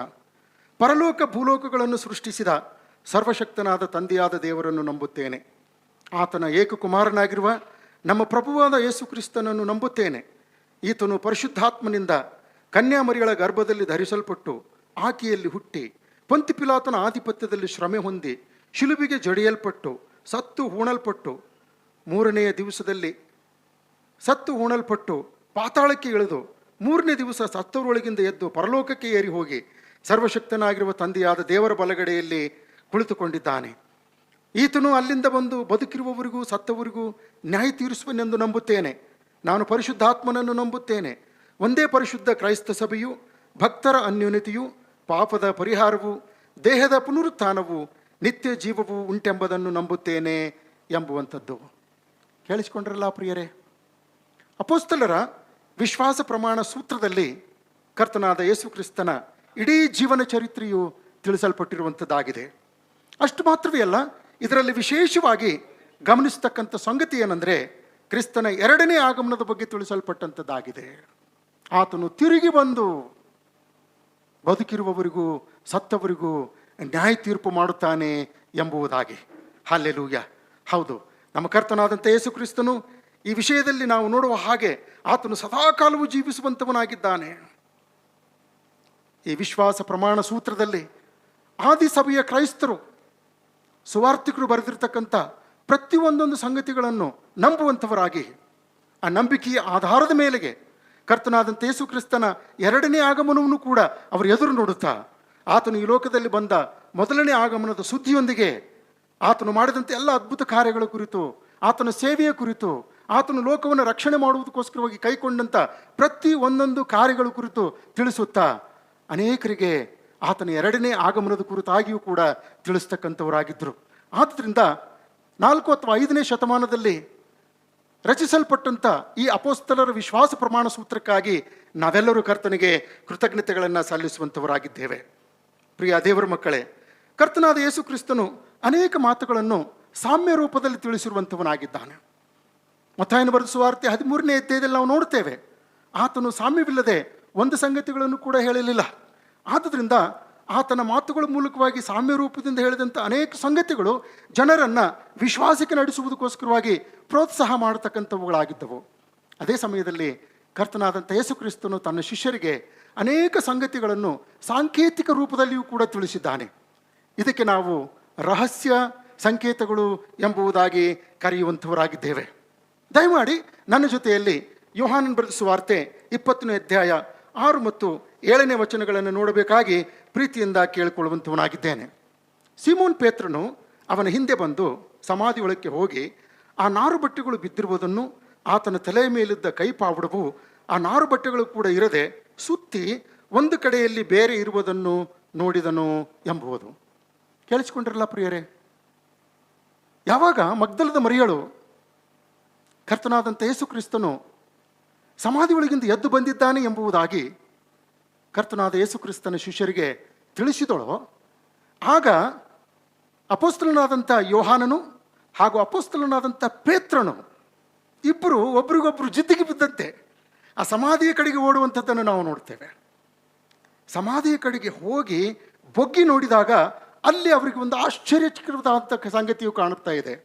ಆ ಆಶ್ಚರ್ಯಚಕಿತವಾದಂಥ ಸಂಗತಿ ಏನು ಅಂತೇಳಂದರೆ, ಈ ಮೊದಲು ಯೇಸು ಕ್ರಿಸ್ತನನ್ನು ಹೂಣಿಡುವಂಥ ಸಂದರ್ಭದಲ್ಲಿ ಅರಿಮಥಾಯದ ಯೋಸೇಫನು, ನಿಕೋದೇಮನು ಮತ್ತಿತರರು 100 ಸೇರಿನಷ್ಟು ಚೂರ್ಣವನ್ನು ತೆಗೆದುಕೊಂಡು ಬಂದು ಯೇಸು ಕ್ರಿಸ್ತನ ದೇಹಕ್ಕೆ ಲೇಪಿಸಿ ಅದನ್ನು ನಾರು ಬಟ್ಟೆಯಿಂದ ಸುತ್ತಿ ತಲೆಗೆ ಒಂದು ಕೈಪಾವುಡವನ್ನು ಕಟ್ಟಿ ಸಮಾಧಿಯಲ್ಲಿ ಇಟ್ಟಿರ್ತಕ್ಕಂಥದ್ದನ್ನು ನಾವು ನೋಡ್ತೇವೆ. ಅಂದರೆ ಯಾವಾಗ 3 ದಿವಸಗಳಾದ ಮೇಲೆ ಕರ್ತನಾದಂಥ ಯೇಸು ಕ್ರಿಸ್ತನು ಸಮಾಧಿಯೊಳಗಿಂದ ಎದ್ದು ಬಂದಂಥವನಾಗಿದ್ದಾನೋ, ಸಮಾಧಿಯೊಳಗಿಂದ ಎದ್ದು ಬಂದಂಥ ನಂತರ ಸಮಾಧಿಯೊಳಗಿರ್ತಕ್ಕಂಥ ಕೆಲವು ಸಂಗತಿಗಳು ನಮಗೂ ಇವತ್ತು ಆಶ್ಚರ್ಯವಾದಂಥ ಸಂಗತಿಗಳನ್ನು ತಿಳಿಸುವಂಥವುಗಳಾಗಿವೆ. ಏನಂದರೆ, ಯೇಸು ಕ್ರಿಸ್ತನನ್ನು ಯಾವ ಚೂರ್ಣಗಳಿಂದ ಕಟ್ಟಿ ಆ ನಾರು ಮಡಿಯಲ್ಲಿ ಸುತ್ತಿ ಇಟ್ಟಿದ್ದರೋ ಆ ಬಟ್ಟೆಗಳನ್ನು ನಾವು ನೋಡುವಾಗ ಅವು ಹಾಗೆಯೇ ಅಲ್ಲಿ ಬೇಕಾಬಿಟ್ಟಿಯಾಗಿ ಬಿದ್ದಿರುವಂಥದ್ದನ್ನು ನಾವು ನೋಡ್ತಾ ಇದ್ದೇವೆ. ಅದನ್ನು ಅಪೊಸ್ತಲನಾದಂಥ ಪೌಲನು ಹಾಗೆ ಹೇಳ್ತಕ್ಕಂಥವನಾಗಿದ್ದಾನೆ. ನಾರು ಬಟ್ಟೆಗಳು ಬಿದ್ದಿರುವುದನ್ನು ಎಂಬುದಾಗಿ. ಆದರೆ ಆತನ ತಲೆಯ ಮೇಲಿದ್ದ ಕೈಪಾವುಡದ ಬಗ್ಗೆ ಬರೆಯುವಾಗ ಆತನ ತಲೆಯ ಮೇಲಿದ್ದಂಥ ಕೈಪಾವುಡ ಆ ನಾರು ಬಟ್ಟೆಗಳ ಜೊತೆ ಇರದೆ ಅದು ಸುತ್ತಲ್ಪಟ್ಟಂಥದ್ದಾಗಿ ಬೇರೆ ಇಟ್ಟಿರುವಂಥದ್ದನ್ನು ತಿಳಿಸ್ತಾ ಇದ್ದಾನೆ. ಗಮನಿಸಿ ಪ್ರಿಯರೇ, ಏನಿದ್ರ ವಿಶೇಷತೆ? ಯಾಕೆ ಅಪೊಸ್ತಲನಾದಂಥ ಪೌಲನು ಯೇಸು ಕ್ರಿಸ್ತನು ಧರಿಸಿಕೊಂಡಿದ್ದಂಥ ಆ ತಲೆ ಪಾವುಡವನ್ನು ಕೈಪಾವುಡವನ್ನಾಗಿ ಮಾರ್ಪಡಿಸಿ ಅದನ್ನು ಒಂದು ಕಡೆಯಲ್ಲಿ ಸುತ್ತಿ ಬೇರೆ ಇಟ್ಟಿರ್ತಕ್ಕಂಥದ್ದನ್ನು ಇಲ್ಲಿ ತಿಳಿಸ್ತಾ ಇದ್ದಾನೆ. ಇದುವೇ ಯೇಸು ಕ್ರಿಸ್ತನು ಇವತ್ತಿನ ಸಭೆಗೂ ಆ ದಿನದ ಸಭೆಗೂ ಮತ್ತು ತನ್ನನ್ನು ಹಿಂಬಾಲಿಸ್ತಾ ಇದ್ದಂಥ ಶಿಷ್ಯರಿಗೂ ತಿಳಿಸಿರುವಂಥ ಸಾಂಕೇತಿಕ ರಹಸ್ಯವಾಗಿದೆ. ಆ ಸಾಂಕೇತಿಕ ರಹಸ್ಯದ ಕುರಿತು ನಾವು ತಿಳ್ಕೊಳ್ಬೇಕು ಅನ್ನುವುದಾದರೆ ಯಹೂದ್ಯರ ಕೆಲವು ಪದ್ಧತಿಗಳನ್ನು ಕೂಡ ನಾವು ತಿಳಿದುಕೊಳ್ಳುವಂಥದ್ದು ಅವಶ್ಯ ಇದೆ. ಗಮನಿಸಿರು ಪ್ರಿಯರೇ, ಆ ದಿವಸಗಳಲ್ಲಿ ಯಹೂದ್ಯನಾಗಿರ್ತಕ್ಕಂಥ ಒಬ್ಬ ಯಜಮಾನನು ಊಟ ಮಾಡುವಂಥ ಸಂದರ್ಭದಲ್ಲಿ ಊಟ ಬಡಿಸ್ತಾ ಇದ್ದಂಥ ಆಳು ಅವನ ಪಕ್ಕದಲ್ಲೇ ನಿಂತುಕೊಂಡು ಆ ಯಜಮಾನನಿಗೆ ಬೇಕಾದಂಥದ್ದೆಲ್ಲವನ್ನು ಕೂಡ ಬಡಿಸ್ತಾ ಇದ್ದನು. ಯಜಮಾನನು ಊಟ ಮಾಡಿದ ಮೇಲೆ, ಕೇಳಿಸ್ಕೊಳ್ರಿ, ಯಜಮಾನನು ಊಟ ಮಾಡಿದ ಮೇಲೆ ತನ್ನ ಕೈಪಾವುಡವನ್ನು ತೆಗೆದುಕೊಂಡು ಮುಖವನ್ನು ಒರೆಸಿಕೊಂಡು ಕೈಯನ್ನು ಒರೆಸಿಕೊಂಡು ಆ ಕೈಪಾವುಡವನ್ನು ಹಾಗೆಯೇ ಅಲ್ಲಿ ಬಿಟ್ಟು ಹೋಗುವುದಾದರೆ ಅವನು ಆ ಆಳು ಮಗನಿಗೆ ಒಂದು ಸಂದೇಶವನ್ನು ಕೊಡ್ತಾ ಇದ್ದನು. ಆ ಸಂದೇಶ ಏನು ಅಂತ ಹೇಳನ್ನುವುದಾದರೆ, ನನ್ನ ಊಟ ಮುಗಿಯಿತು, ಈಗ ನೀನು ಈ ಮೇಜನ್ನು ಸ್ವಚ್ಛಗೊಳಿಸಬಹುದು ಎಂಬುದಾಗಿ. ಒಂದು ವೇಳೆ ಯಜಮಾನನು ಊಟ ಮಾಡುವಂಥ ಸಂದರ್ಭದಲ್ಲಿ ಇದೇ ಕೈಪಾಡುವನ್ನು ತೆಗೆದುಕೊಂಡು ಬಾಯಿಯನ್ನು ಒರೆಸಿಕೊಂಡು ಕೈಯನ್ನು ಒರೆಸಿಕೊಂಡು ಅದನ್ನು ಸರಿಯಾಗಿ ಈ ರೀತಿಯಿಂದ ಮಡಚಿ ತಟ್ಟೆಯ ಪಕ್ಕದಲ್ಲೇ ಇಟ್ಟು ಅವನು ಹೋಗುವುದಾದರೆ ಇದು ಇನ್ನೊಂದು ರೀತಿಯ ಸಂದೇಶವನ್ನು ಕೊಡುವಂಥದ್ದಾಗಿತ್ತು.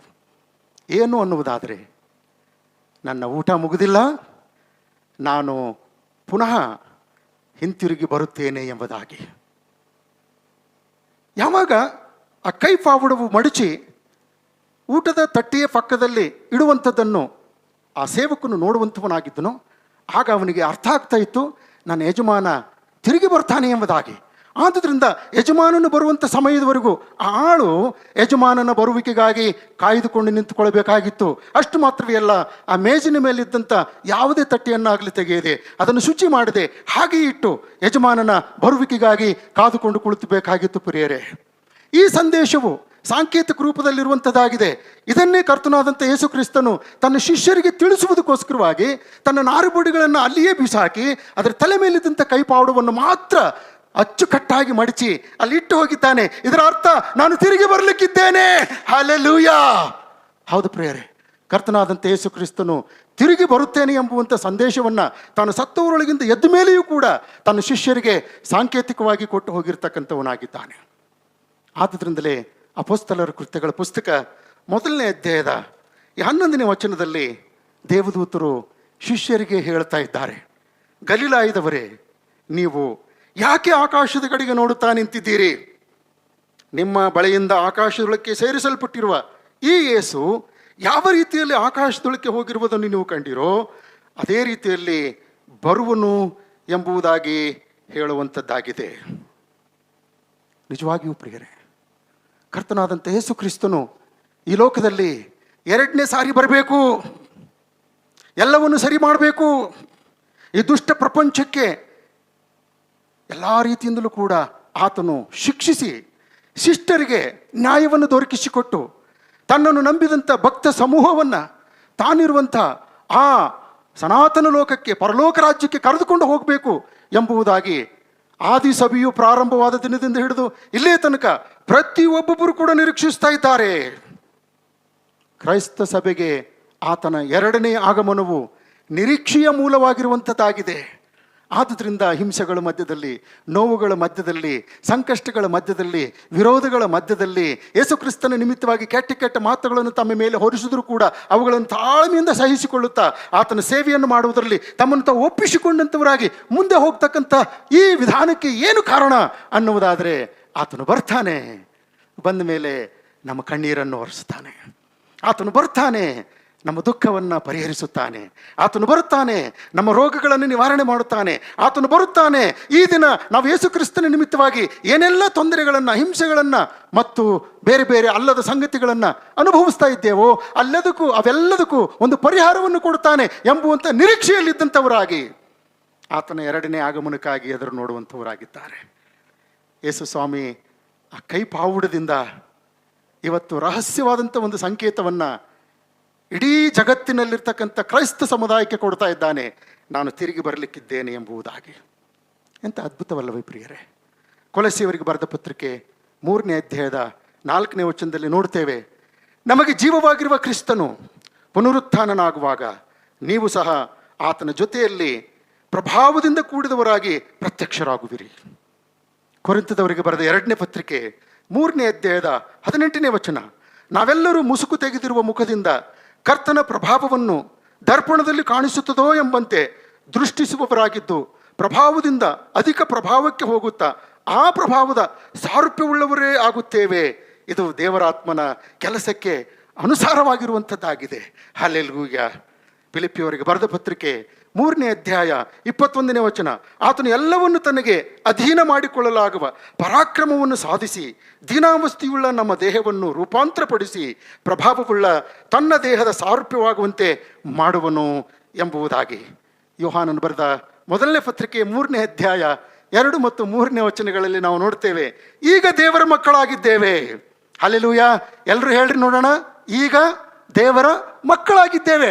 ಎಂಥ ಅದ್ಭುತವಾದಂಥ ಸತ್ಯ!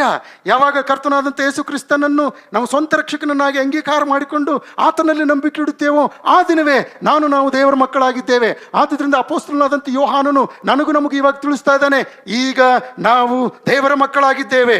ಮುಂದೆ ಏನಾಗುವೆವೋ ಅದು ಇನ್ನೂ ಪ್ರತ್ಯಕ್ಷವಾಗಲಿಲ್ಲ. ಕ್ರಿಸ್ತನು ಪ್ರತ್ಯಕ್ಷನಾದರೆ ನಾವು ಆತನ ಹಾಗಿರುವೆವೆಂದು ಬಲ್ಲೆವು, ಯಾಕಂದರೆ ಆತನಿರುವ ಪ್ರಕಾರವೇ ಆತನನ್ನು ನೋಡುವೆವು ಎಂಬುದಾಗಿ. ಪ್ರಿಯ ದೇವರ ಮಕ್ಕಳೇ, ಎಲ್ಲ ವಚನಗಳು ಯೇಸು ಕ್ರಿಸ್ತನು ಈ ಲೋಕಕ್ಕೆ 2ನೇ ಸಾರಿ ಆಗಮಿಸುವಾಗ ನನ್ನ ಮತ್ತು ನಮ್ಮ ಜೀವಿತದಲ್ಲಿ ಸಂಭವಿಸುವಂಥವುಗಳಾಗಿವೆ ಎಂಬುವಂಥದ್ದನ್ನು ನಾನು ನಿಮಗೆ ತಿಳಿಸುವುದರ ಮೂಲಕವಾಗಿ ನಿಮ್ಮನ್ನು ಕ್ರಿಸ್ತ ಯೇಸುವಿನಲ್ಲಿ ಪ್ರೋತ್ಸಾಹಪಡಿಸುವಂಥವನಾಗಿದ್ದೇನೆ. ಧೈರ್ಯದಿಂದಿರ್ರಿ, ಭಯಪಡಬೇಡ್ರಿ. ಯಾವುದೇ ಪರಿಸ್ಥಿತಿಗೂ ಕೂಡ ಕ್ರಿಸ್ತ ನಂಬಿಕೆಯಿಂದ ಹಿಂದಕ್ಕೆ ಹೋಗಬೇಡ್ರಿ. ಯಾವ ನಂಬಿಕೆ ನೀವು ಇಟ್ಟಿದ್ದೀರೋ ಆ ನಂಬಿಕೆ ಈ ಲೋಕದೊಳಗಿರ್ತಕ್ಕಂಥ ಮುತ್ತು, ರತ್ನ, ಬೆಳ್ಳಿ, ಬಂಗಾರಗಳಿಗಿಂತಲೂ ಅತ್ಯಮೂಲ್ಯವಾಗಿರುವಂಥದ್ದಾಗಿದೆ. ಕ್ರಿಸ್ತ ಯೇಸು ಆ ನಂಬಿಕೆಯ ಮೂಲಕವಾಗಿಯೇ ನಮ್ಮನ್ನು ಮುಂದಿನ ದಿನಗಳಲ್ಲಿ ಆಧರಿಸುವಂಥವನಾಗಿದ್ದಾನೆ. ಪ್ರಿಯರೇ ದೇವರ ಮಕ್ಕಳೇ, ಯೇಸು ಕ್ರಿಸ್ತನ 2ನೆಯ ಆಗಮನಕ್ಕೆ ಅಂಟಿಕೊಂಡಂಥದ್ದಾಗಿಯೇ ಯೇಸು ಕ್ರಿಸ್ತನ ರಹಸ್ಯ ಬರೋಣವೂ ಕೂಡ ಜೊತೆಯಾಗಿರುವಂಥದ್ದಾಗಿದೆ. ಯೇಸು ಕ್ರಿಸ್ತನ 2ನೇ ಆಗಮನದ ಆತನ ರಹಸ್ಯ ಬರೋಣವನ್ನು ನಾವು ಪ್ರತ್ಯೇಕಪಡಿಸುವುದಕ್ಕೆ ಸಾಧ್ಯವೇ ಇಲ್ಲ. ಯೇಸು ಕ್ರಿಸ್ತನು ಈ ಲೋಕದಲ್ಲಿ 2ನೇ ಸಾರಿ ಕಾಣಿಸಿಕೊಳ್ಳುವಾಗ ಮೊದಲನೇದಾಗಿ ಆತನು ರಹಸ್ಯವಾಗಿ ಕಾಣಿಸಿಕೊಳ್ಳುವಂಥವನಾಗಿದ್ದಾನೆ. ರಹಸ್ಯವಾಗಿ ಕಾಣಿಸಿಕೊಂಡು ಆತನು ಏನು ಮಾಡ್ತಾನೆ ಎಂಬುದಾಗಿ ನಾವು ನೋಡುವುದಾದರೆ, ಥೆಸಲೋನಿಕದವರಿಗೆ ಬರೆದ ಮೊದಲನೇ ಪತ್ರಿಕೆ 4ನೇ ಅಧ್ಯಾಯ 13ರಿಂದ 17ನೇ ವಚನಗಳ ತನಕವೂ ಹಾಗೂ ಕೊರಿಂಥದವರಿಗೆ ಬರೆದ ಮೊದಲನೇ ಪತ್ರಿಕೆ 15ನೇ ಅಧ್ಯಾಯದ 50ರಿಂದ 54ನೇ ವಚನಗಳಲ್ಲಿಯೂ ಕೂಡ ನಾವು ನೋಡುವುದಾದರೆ, ನಾವು ನಿದ್ರೆ ಹೋಗುವುದಿಲ್ಲ. ಕ್ರಿಸ್ತನು ಪ್ರತ್ಯಕ್ಷನಾಗುವಾಗ ಕಣ್ರೆಪ್ಪೆ ಬಡಿಯುವುದರೊಳಗಾಗಿ ಮಾರ್ಪಡುವೆವು. ಸಮಾಧಿಯಲ್ಲಿದ್ದಂಥವರು ಮೊದಲು ಎದ್ದು ಬರುವರು. ಅವರಿಗೆ ಕರ್ತನು ಮಹಿಮಾ ಶರೀರವನ್ನು ಕೊಡುವನು. ಜೀವದಿಂದಿರ್ತಕ್ಕಂಥವರು ಅವರ ಹಿಂದುಗಡೆಯಲ್ಲಿದ್ದು ಫಕ್ಕನೆ ಎತ್ತಲ್ಪಟ್ಟು ಆಕಾಶದ ಮಧ್ಯದಲ್ಲಿ ದೂತರೊಂದಿಗೂ ಪ್ರಧಾನರೊಂದಿಗೂ ತುತ್ತೂರಿಗಳ ಮಹಾಶಬ್ದದೊಂದಿಗೂ ಬರಲಿಕ್ಕಿರುವಂಥ ಯೇಸುವನ್ನು ಸಂಧಿಸುವೆವು ಎಂಬುದಾಗಿ. ಹಲ್ಲೆಲೂಯಾ. ಅಪೊಸ್ತಲನಾದಂಥ ಪೌಲನು ಯಾವ ಥೆಸಲೋನಿಕದವರಿಗೆ ಬರೆದ ಮೊದಲನೇ ಪತ್ರಿಕೆ 4ನೇ ಅಧ್ಯಾಯದ 13ರಿಂದ 17ನೇ ವಚನಗಳ ತನಕ ಈ ಮಾತುಗಳನ್ನು ತಿಳಿಸಿದ್ದಾನೋ ಅದೇ ಮಾತುಗಳನ್ನು ಪುನಃ ಅಪೊಸ್ತಲನಾದಂಥ ಪೌಲನು ಕೊರಿಂಥದವರಿಗೆ ಬರೆದ ಮೊದಲನೇ ಪತ್ರಿಕೆ 15ನೇ ಅಧ್ಯಾಯದ 50ರಿಂದ 54ನೇ ವಚನಗಳಲ್ಲಿ ತಿಳಿಸಿರುವಂಥವನಾಗಿದ್ದಾನೆ. ಪ್ರಿಯ ದೇವರ ಮಕ್ಕಳೇ, ಕ್ರಿಸ್ತನ 2ನೇ ಆಗಮನದಲ್ಲಿ ಆತನ ರಹಸ್ಯ ಬರೋಣವು ಸಭೆ ಎತ್ತಲ್ಪಡುವುದಕ್ಕಾಗಿ ಉಂಟಾಗುವಂಥದ್ದಾಗಿದೆ. ಥೆಸಲೋನಿಕದವರಿಗೆ ಬರೆದ ಮೊದಲನೇ ಪತ್ರಿಕೆ 4ನೇ ಅಧ್ಯಾಯದ 17ನೇ ವಚನದಲ್ಲಿ ತಿಳಿಸಿರುವ ಪ್ರಕಾರ ನಾವು ಎತ್ತಲ್ಪಟ್ಟ ನಂತರ ಸದಾಕಾಲವು ಆತನ ಜೊತೆಯಲ್ಲಿರುವೆವು. ಎಂಥ ಅದ್ಭುತವಲ್ಲವೇ? ಅದನ್ನೇ ಯೇಸು ಸ್ವಾಮಿ ಯೋಹಾನ್ ಬರೆದ ಸುವಾರ್ತೆ 14:3 ತಿಳಿಸಿದ್ದಾನೆ. ನಾನು ಹೋಗಿ ಸ್ಥಳವನ್ನು ಸಿದ್ಧ ಮಾಡಿ ಬಂದು ನಿಮ್ಮನ್ನು ಕರೆದುಕೊಂಡು ಹೋಗುತ್ತೇನೆ. ಯಾಕಂದರೆ ನಾನಿರುವ ಸ್ಥಳದಲ್ಲಿ ನೀವು ಸಹ ಇರಬೇಕು ಎಂಬುದಾಗಿ. ಯಾರಿಗೆ ಬೇಡ ಹೇಳ್ರಿ? ಯೇಸು ಇದ್ದಂಥ ಸ್ಥಳದಲ್ಲಿ ನಾವು ಕೂಡ ಇರ್ತಕ್ಕಂಥದ್ದು ಯಾರಿಗೆ ಬೇಡ ಹೇಳ್ರಿ? ಎಲ್ಲರೂ ಕೂಡ ಅದನ್ನೇ ಅಪೇಕ್ಷಿಸ್ತಾ ಇದ್ದೇವೆ, ನಾನು ಯೇಸು ಇದ್ದಂಥ ಸ್ಥಳದಲ್ಲಿ ಇರಬೇಕು ಎಂಬುದಾಗಿ. ಹಲ್ಲೆಲೂಯ. ಆದ್ದರಿಂದಲೇ ನಾವು ಸದಾಕಾಲ ಆತನ ಜೊತೆಯಲ್ಲಿರಬೇಕು. ಪ್ರಿಯ ದೇವರ ಮಕ್ಕಳೇ, ಯಾವಾಗ ಸಭೆ ಎತ್ತಲ್ಪಟ್ಟಂಥದ್ದಾಗಿ ಕರ್ತನಾದಂಥ ಯೇಸು ಕ್ರಿಸ್ತನ ಜೊತೆಯಲ್ಲಿರ್ತಕ್ಕಂಥವರಾಗಿದ್ದೇವೋ ಆ ಸಂದರ್ಭದಲ್ಲಿ ಭೂಮಿಯ ಮೇಲೆ ಬಿಡಲ್ಪಟ್ಟಂಥವರಿಗೆ ಮಹಾಹಿಂಸೆಯ ಕಾಲ. ಯೆರೆಮೀಯನ ಪ್ರವಾದನ ಪುಸ್ತಕ 30ನೇ ಅಧ್ಯಾಯದ 7ನೇ ವಚನದಲ್ಲಿ ನಾವು ನೋಡ್ತೇವೆ, ಅದು ಯಾಕೋಬ್ಯರಿಗೆ ಇಕ್ಕಟ್ಟಿನ ದಿನ ಎಂಬುದಾಗಿ ಬರೆಯಲಾಗಿದೆ. ಇದರ ಅರ್ಥ ಇಸ್ರಾಯೇಲ್ ದೇಶಕ್ಕೆ. ಪ್ರಿಯ ದೇವರ ಮಕ್ಕಳೇ, ಯಾಕೆ ದೇವರು ಸಭೆ ಎತ್ತಲ್ಪಟ್ಟ ನಂತರ ಇಡೀ ವಿಶ್ವದ ಜೊತೆಯಲ್ಲಿ ಯಾಕೋಬಿಗೂ ಕೂಡ, ಅಂದರೆ ಇಸ್ರಾಯೇಲ್ ದೇಶಕ್ಕೂ ಕೂಡ ಈ ಇಕ್ಕಟ್ಟಿನ ದಿನಗಳನ್ನು ತೆಗೆದುಕೊಂಡು ಬರ್ತಾ ಇದ್ದಾನೆ ಎಂಬುದಾಗಿ ನಾವು ನೋಡುವುದಾದರೆ, ಪ್ರಿಯರೇ, ದೇವರು ಇಸ್ರಾಯೇಲರನ್ನು ತನ್ನ ಮೆಸಿಯನಿಗಾಗಿ ಸಿದ್ಧಪಡಿಸ್ತಕ್ಕಂಥ ವಿಧಾನವನ್ನು ಇದರ ಮೂಲಕವಾಗಿ ಪ್ರಕಟಪಡಿಸ್ತಾ ಇದ್ದಾನೆ. ಹೌದು, ಇಕ್ಕಟ್ಟಿನ ಸಂದರ್ಭದಲ್ಲಿ, ಹಿಂಸೆಗಳ ಸಂದರ್ಭದಲ್ಲಿ ದೇವರು ತನ್ನ ಜನರಾದಂಥ ಇಸ್ರಾಯೇಲರನ್ನು ತನ್ನ ಮಗನಾದಂಥ ಯೇಸು ಕ್ರಿಸ್ತನಿಗೋಸ್ಕರವಾಗಿ ಸಿದ್ಧಪಡಿಸಿರುವಂಥವನಾಗಿದ್ದಾನೆ. ಈ ಸಂದರ್ಭದಲ್ಲಿಯೇ ಯೇಸು ಕ್ರಿಸ್ತನು ತನ್ನ ಜನರನ್ನು ಮತ್ತೆ ಒಗ್ಗೂಡಿಸಿರ್ತಕ್ಕಂಥದ್ದನ್ನು ಇಡೀ ಪ್ರಪಂಚಕ್ಕೆ ಪ್ರಕಟಪಡಿಸುವಂಥವನಾಗಿದ್ದಾನೆ. ಎಂಥ ಅದ್ಭುತವಾದಂಥ ಸಂಗತಿ ಅಲ್ಲವೇ? ಇಸ್ರಾಯೇಲರ ಜೊತೆಯಲ್ಲಿ ದೇವರ ಮಕ್ಕಳಾದಂಥ ನಾವು ಸಹ ಮುಂದೊಂದು ದಿವಸ ಈ ಲೋಕಕ್ಕೆ ನ್ಯಾಯ ತೀರ್ಪು ಮಾಡ್ತಕ್ಕಂಥವರಾಗಿದ್ದೇವೆ. ಥೆಸಲೋನಿಕದವರಿಗೆ ಬರೆದ ಮೊದಲನೇ ಪತ್ರಿಕೆ 3ನೇ ಅಧ್ಯಾಯದ 13ನೇ ವಚನ ಹಾಗೂ ಥೆಸಲೋನಿಕದವರಿಗೆ ಬರೆದ ಮೊದಲನೇ ಪತ್ರಿಕೆ 2ನೇ ಅಧ್ಯಾಯದ 19 ಮತ್ತು 20ನೇ ವಚನದಲ್ಲಿ ನೋಡ್ತೇವೆ, ಸಭೆಯು ಕ್ರಿಸ್ತನೊಂದಿಗೆ ಜೀವಿಸುವಂಥದ್ದಾಗಿ ಈ ಲೋಕಕ್ಕೆ ನ್ಯಾಯ ತೀರ್ಪು ಮಾಡುವುದಕ್ಕೋಸ್ಕರ ಸಭೆಯು ಕ್ರಿಸ್ತನೊಂದಿಗೆ ಮತ್ತೆ ಈ ಲೋಕದಲ್ಲಿ ಪ್ರತ್ಯಕ್ಷವಾಗುವಂಥದ್ದಾಗಿದೆ, ಕಾಣಿಸಿಕೊಳ್ಳುವಂಥದ್ದಾಗಿದೆ. ಪ್ರಿಯ ದೇವರ ಮಕ್ಕಳೇ, ಕ್ರಿಸ್ತನ ಎರಡನೇ ಸಂಬಂಧಿಸಿದಂತೆ 100ಕ್ಕೂ ಹೆಚ್ಚು ವಾಕ್ಯಗಳು ಸತ್ಯವೇದದಲ್ಲಿ ಬರೆಯಲ್ಪಟ್ಟಂಥವುಗಳಾಗಿವೆ. 100ಕ್ಕೆ ಹೆಚ್ಚು ವಾಕ್ಯಗಳು ಯೇಸು ಕ್ರಿಸ್ತನ ಎರಡನೆಯ ಆಗಮನಕ್ಕೆ ಸಂಬಂಧಪಟ್ಟಂಥದ್ದಾಗಿ ಬರೆಯಲ್ಪಟ್ಟಂಥದ್ದಾಗಿದೆ. ಆದರೂ ಆದಿಯಿಂದ ಹಿಡಿದು ಇಲ್ಲಿಯವರೆಗೂ ಯೇಸು ಕ್ರಿಸ್ತನ ಪ್ರತ್ಯಕ್ಷತೆಯ ಕುರಿತಾಗಿಯೂ, ಅಷ್ಟು ಮಾತ್ರವೇ ಅಲ್ಲ, ಸತ್ಯವೇದದ ಕುರಿತಾಗಿಯೂ ಅನೇಕ ಜನರು ಇದೊಂದು ಸುಳ್ಳಾದಂಥ ಪುಸ್ತಕ, ಇದು ಆಧಾರವಿಲ್ಲದಂಥ ಪುಸ್ತಕ, ಇದು ನಂಬುವುದಕ್ಕೆ ಅಸಾಧ್ಯವಾಗಿರ್ತಕ್ಕಂಥ ಪುಸ್ತಕ ಎಂಬುದಾಗಿ ಆಕ್ಷೇಪಿಸಿರುವಂಥವರಾಗಿದ್ದಾರೆ. ಆದ್ದರಿಂದಲೇ ಅಪೊಸ್ತಲನಾದಂಥ ಪೇತ್ರನು ಬರೆದ 2ನೇ ಪತ್ರಿಕೆಯಲ್ಲಿ ಈ ಸಂಗತಿಗಳನ್ನು ನಾವು ನೋಡುವಂಥವರಾಗಿದ್ದೇವೆ. ಕರ್ತನಾದ ಯೇಸು ಕ್ರಿಸ್ತನ ಆಗಮನದ ಕುರಿತಾಗಿ, ಆತನ ಪ್ರತ್ಯಕ್ಷತೆ ಕುರಿತಾಗಿ ಏನಾಯಿತು, ಯಾಕೆ ಆತನು ಇನ್ನೂ ಬರ್ತಾ ಇಲ್ಲ ಎಂಬುದಾಗಿ ಅಂದಿನಿಂದ ಹಿಡಿದು ಇಂದಿನ ತನಕ ಅನೇಕರು ಪ್ರಶ್ನಿಸ್ತಕ್ಕಂಥದ್ದನ್ನು ನಾವು ನೋಡುವಂಥವರಾಗಿದ್ದೇವೆ. ಆದರೆ ದೇವರ ಆತ್ಮನು ಪೇತ್ರನ ಮೂಲಕವಾಗಿ ಮಹಾ ಸಂಗತಿಯನ್ನು ತಿಳಿಯಪಡಿಸಿದ್ದಾನೆ. ಏನು ಎಂಬುದಾಗಿ ನಾವು ನೋಡುವುದಾದರೆ, ಆತನು ಪ್ರತ್ಯಕ್ಷನಾಗುವುದಕ್ಕಾಗಿ ಅಥವಾ ಎರಡನೇ ಆಗಮನದಲ್ಲಿ ಬರುವುದಕ್ಕೆ ಮುಂಚಿತವಾಗಿ ದೀರ್ಘಶಾಂತನಾಗಿದ್ದಾನೆ ಅಥವಾ ಬರುವುದಕ್ಕೆ ತಡ ಮಾಡ್ತಾ ಇದ್ದಾನೆ. ಯಾಕೆ ಬರುವುದಕ್ಕೆ ತಡ ಮಾಡ್ತಾ ಇದ್ದಾನೆ ಎಂಬುದಾಗಿ ಹೇಳುವುದಾದರೆ, ಯಾರೂ ಕೂಡ ನಾಶವಾಗುವಂಥದ್ದು ಆತನಿಗೆ ಬೇಕಾಗಿಲ್ಲ. ಎಲ್ಲರೂ ನಿತ್ಯ ಜೀವವನ್ನು ಪಡೆಯಬೇಕೆಂಬುವಂಥದ್ದೇ ಆತನಿಗೆ ಇಷ್ಟವಾಗಿರುವಂಥದ್ದಾಗಿದೆ. ಆದುದರಿಂದ ಆತನು ಈ ಲೋಕದಲ್ಲಿ ಎರಡನೇ ಸಾರಿ ಪ್ರತ್ಯಕ್ಷನಾಗುವುದಕ್ಕೋಸ್ಕರವಾಗಿ ದೀರ್ಘಶಾಂತನಾಗಿದ್ದಾನೆ. ಪ್ರಿಯರೇ, ಹಲ್ಲೆಲೂಯ. ಹೌದು, ಒಬ್ಬ ಪಾಪಿಯೂ ಕೂಡ ನಾಶವಾಗುವಂಥದ್ದು ದೇವರಿಗೆ ಇಷ್ಟವಿಲ್ಲ. ಆದುದರಿಂದಲೇ ನಾವು ಯೋಹಾನನ ಬರೆದ ಸುವಾರ್ತೆ 3:16 ನೋಡ್ತೇವೆ, ದೇವರು ಲೋಕದ ಮೇಲೆ ಎಷ್ಟೋ ಪ್ರೀತಿಯನ್ನಿಟ್ಟು ತನ್ನ ಒಬ್ಬನೇ ಮಗನನ್ನು ಕೊಟ್ಟನು, ಆತನನ್ನು ನಂಬುವ ಒಬ್ಬನಾದರೂ ನಾಶವಾಗದೆ ಎಲ್ಲರೂ ನಿತ್ಯ ಜೀವವನ್ನು ಪಡೆಯಬೇಕೆಂದು ಆತನನ್ನು ಕೊಟ್ಟನು ಎಂಬುದಾಗಿ. ಪ್ರಿಯ ದೇವರ ಮಕ್ಕಳೇ, ಕರ್ತನಾದಂಥ ಯೇಸು ಕ್ರಿಸ್ತನು ಈ ಲೋಕದಲ್ಲಿ ಬರುವುದಕ್ಕಿಂತ ಮುಂಚಿತವಾಗಿ ಅನೇಕ ಶ್ರೀ ಪ್ರವಾದಿಗಳ ಮೂಲಕವಾಗಿ ಸುಮಾರು ಆತನ ಬರೋಣದ ಕುರಿತು, ಆತನ ಜೀವನದ ಕುರಿತು, ಆತನ ಮರಣ, ಹೂಳುವಿಕೆ, ಪುನರುತ್ಥಾನ, ಎತ್ತಲ್ಪಡುವಂಥದ್ದು ಹಾಗೂ ಮತ್ತೆ ತಿರುಗಿ ಬರ್ತಕ್ಕಂಥದ್ರ ಕುರಿತು ಸುಮಾರು 55 ಪ್ರವಾದನ ವಾಚನಗಳು ಬರೆಯಲ್ಪಟ್ಟಂಥವುಗಳಾಗಿವೆ. ಎಷ್ಟು ಬ್ರದರ್? ಎಷ್ಟು ಪ್ರವಾದನ ವಚನಗಳು? 55 ಪ್ರವಾದನ ವಚನಗಳು ಕರ್ತನಾದಂಥ ಯೇಸು ಕ್ರಿಸ್ತನ ಕುರಿತು ಬರೆಯಲಾಗಿವೆ. ಈ ಎಲ್ಲ 55 ಪ್ರವಾದನ ವಚನಗಳನ್ನು ಕರ್ತನಾದಂಥ ಯೇಸು ಕ್ರಿಸ್ತನ ಒಬ್ಬನೇ ನೆರವೇರಿಸಿದ್ದಾನೆ. ಆತನಿಗೆ ಸ್ತೋತ್ರವಾಗಲಿ. ಹಲ್ಲೆಲೂಯ. ನೆರವೇರದೆ ಇರತಕ್ಕಂಥ ಒಂದು ವಾಕ್ಯವೂ ಕೂಡ ಇಲ್ಲ. ಹೀಗಿರುವಾಗ ಕರ್ತನಾದಂಥ ಯೇಸು ಕ್ರಿಸ್ತನು 55 ವಚನಗಳನ್ನು ನೆರವೇರಿಸಿರಬೇಕಾಗಿರಿದ್ರೆ ಇದು ಐತಿಹಾಸಿಕವಾಗಿಯೂ ವೈಜ್ಞಾನಿಕವಾಗಿಯೂ ಭೌಗೋಳಿಕವಾಗಿಯೂ ಇತರ ಅನೇಕ ಸಂಗತಿಗಳ ಮೂಲಕವಾಗಿ ಇದು ರುಜುವಾತಾಗಿರುವಂಥ ಸತ್ಯವಾಗಿದೆ. ಆದರೂ ಕೂಡ ಅನೇಕರು ಇದರಲ್ಲಿರ್ತಕ್ಕಂಥ ಕೆಲವು ತಪ್ಪುಗಳನ್ನು ಹುಡುಕುವುದಕ್ಕಾಗಿ ಪ್ರಯತ್ನಿಸಿ ಇದು ಸರಿಯಿಲ್ಲ ಅದು ಸರಿಯಿಲ್ಲ ಎಂಬುದಾಗಿ ಹೇಳುತ್ತಾ ಕ್ರಿಸ್ತ ನಂಬಿಕೆಯಿಂದ ದೂರವಾಗಿ ಹೋಗಿದ್ದಾರೆ.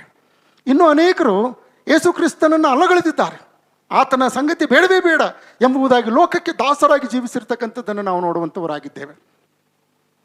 ಪ್ರಿಯ ದೇವರ ಮಕ್ಕಳೇ, ಒಂದು ಸತ್ಯ ನಿಮಗೆ ಹೇಳುವುದಕ್ಕಾಗಿ ಬಯಸುತ್ತೇನೆ. ಏನಂದರೆ, ಯೇಸು ಕ್ರಿಸ್ತನನ್ನು ಅಲ್ಲಗಳೆದವರಲ್ಲಿ ಅನೇಕ ಜನ ಕ್ರೈಸ್ತರೇ ಇದ್ದಾರೆ. ಅನೇಕ ಜನ ಕ್ರೈಸ್ತರಿದ್ದಾರೆ. ಅವರು ಅಂತಿಂತ ಕ್ರೈಸ್ತರಲ್ಲ, ವಿಶ್ವವೇ ಅವರನ್ನು ಗುರುತಿಸುವಂಥ ರೀತಿಯಿಂದ ಹೆಸರು ಮಾಡಿರ್ತಕ್ಕಂಥ ಜನರು ಅವರೆಲ್ಲರೂ. ಅವರಲ್ಲಿ ಒಂದಿಬ್ಬರ ಹೆಸರುಗಳನ್ನು ನಾನು ಹೇಳುವುದಕ್ಕಾಗಿ ಇಷ್ಟಪಡ್ತೇನೆ. ಮೊದಲನೇದಾಗಿ ಕಾರ್ಲ್ ಮಾರ್ಕ್ಸ್ ಎಂಬುದಾಗಿ.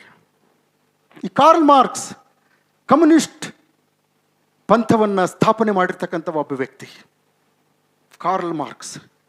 ಎರಡನೇದಾಗಿ ಸಿಗ್ಮಂಡ್ ಫ್ರೂಯಿಡ್ ಎಂಬುವಂಥ ವ್ಯಕ್ತಿ, ಸೈಕ್ರಿಯಾಟಿಕ್ ಲೋಕದಲ್ಲಿ ಗುರು, ವಿಶೇಷ ತಜ್ಞ ಎಂಬುದಾಗಿ ಕರೆಸಿಕೊಂಡಿರ್ತಕ್ಕಂಥ ಒಬ್ಬ ವ್ಯಕ್ತಿ.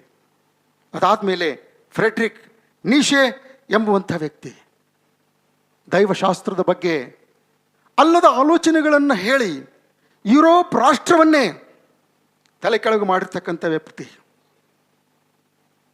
ಈ ಒಬ್ಬ ವ್ಯಕ್ತಿ ದೈವಶಾಸ್ತ್ರದ ಕುರಿತು ಅಲ್ಲಸಲ್ಲದ ಸಂಗತಿಗಳನ್ನು ಹೇಳಿ ದೇವರೇ ಇಲ್ಲ ಎಂಬುದಾಗಿ ಹೇಳಿರ್ತಕ್ಕಂಥ ವ್ಯಕ್ತಿ.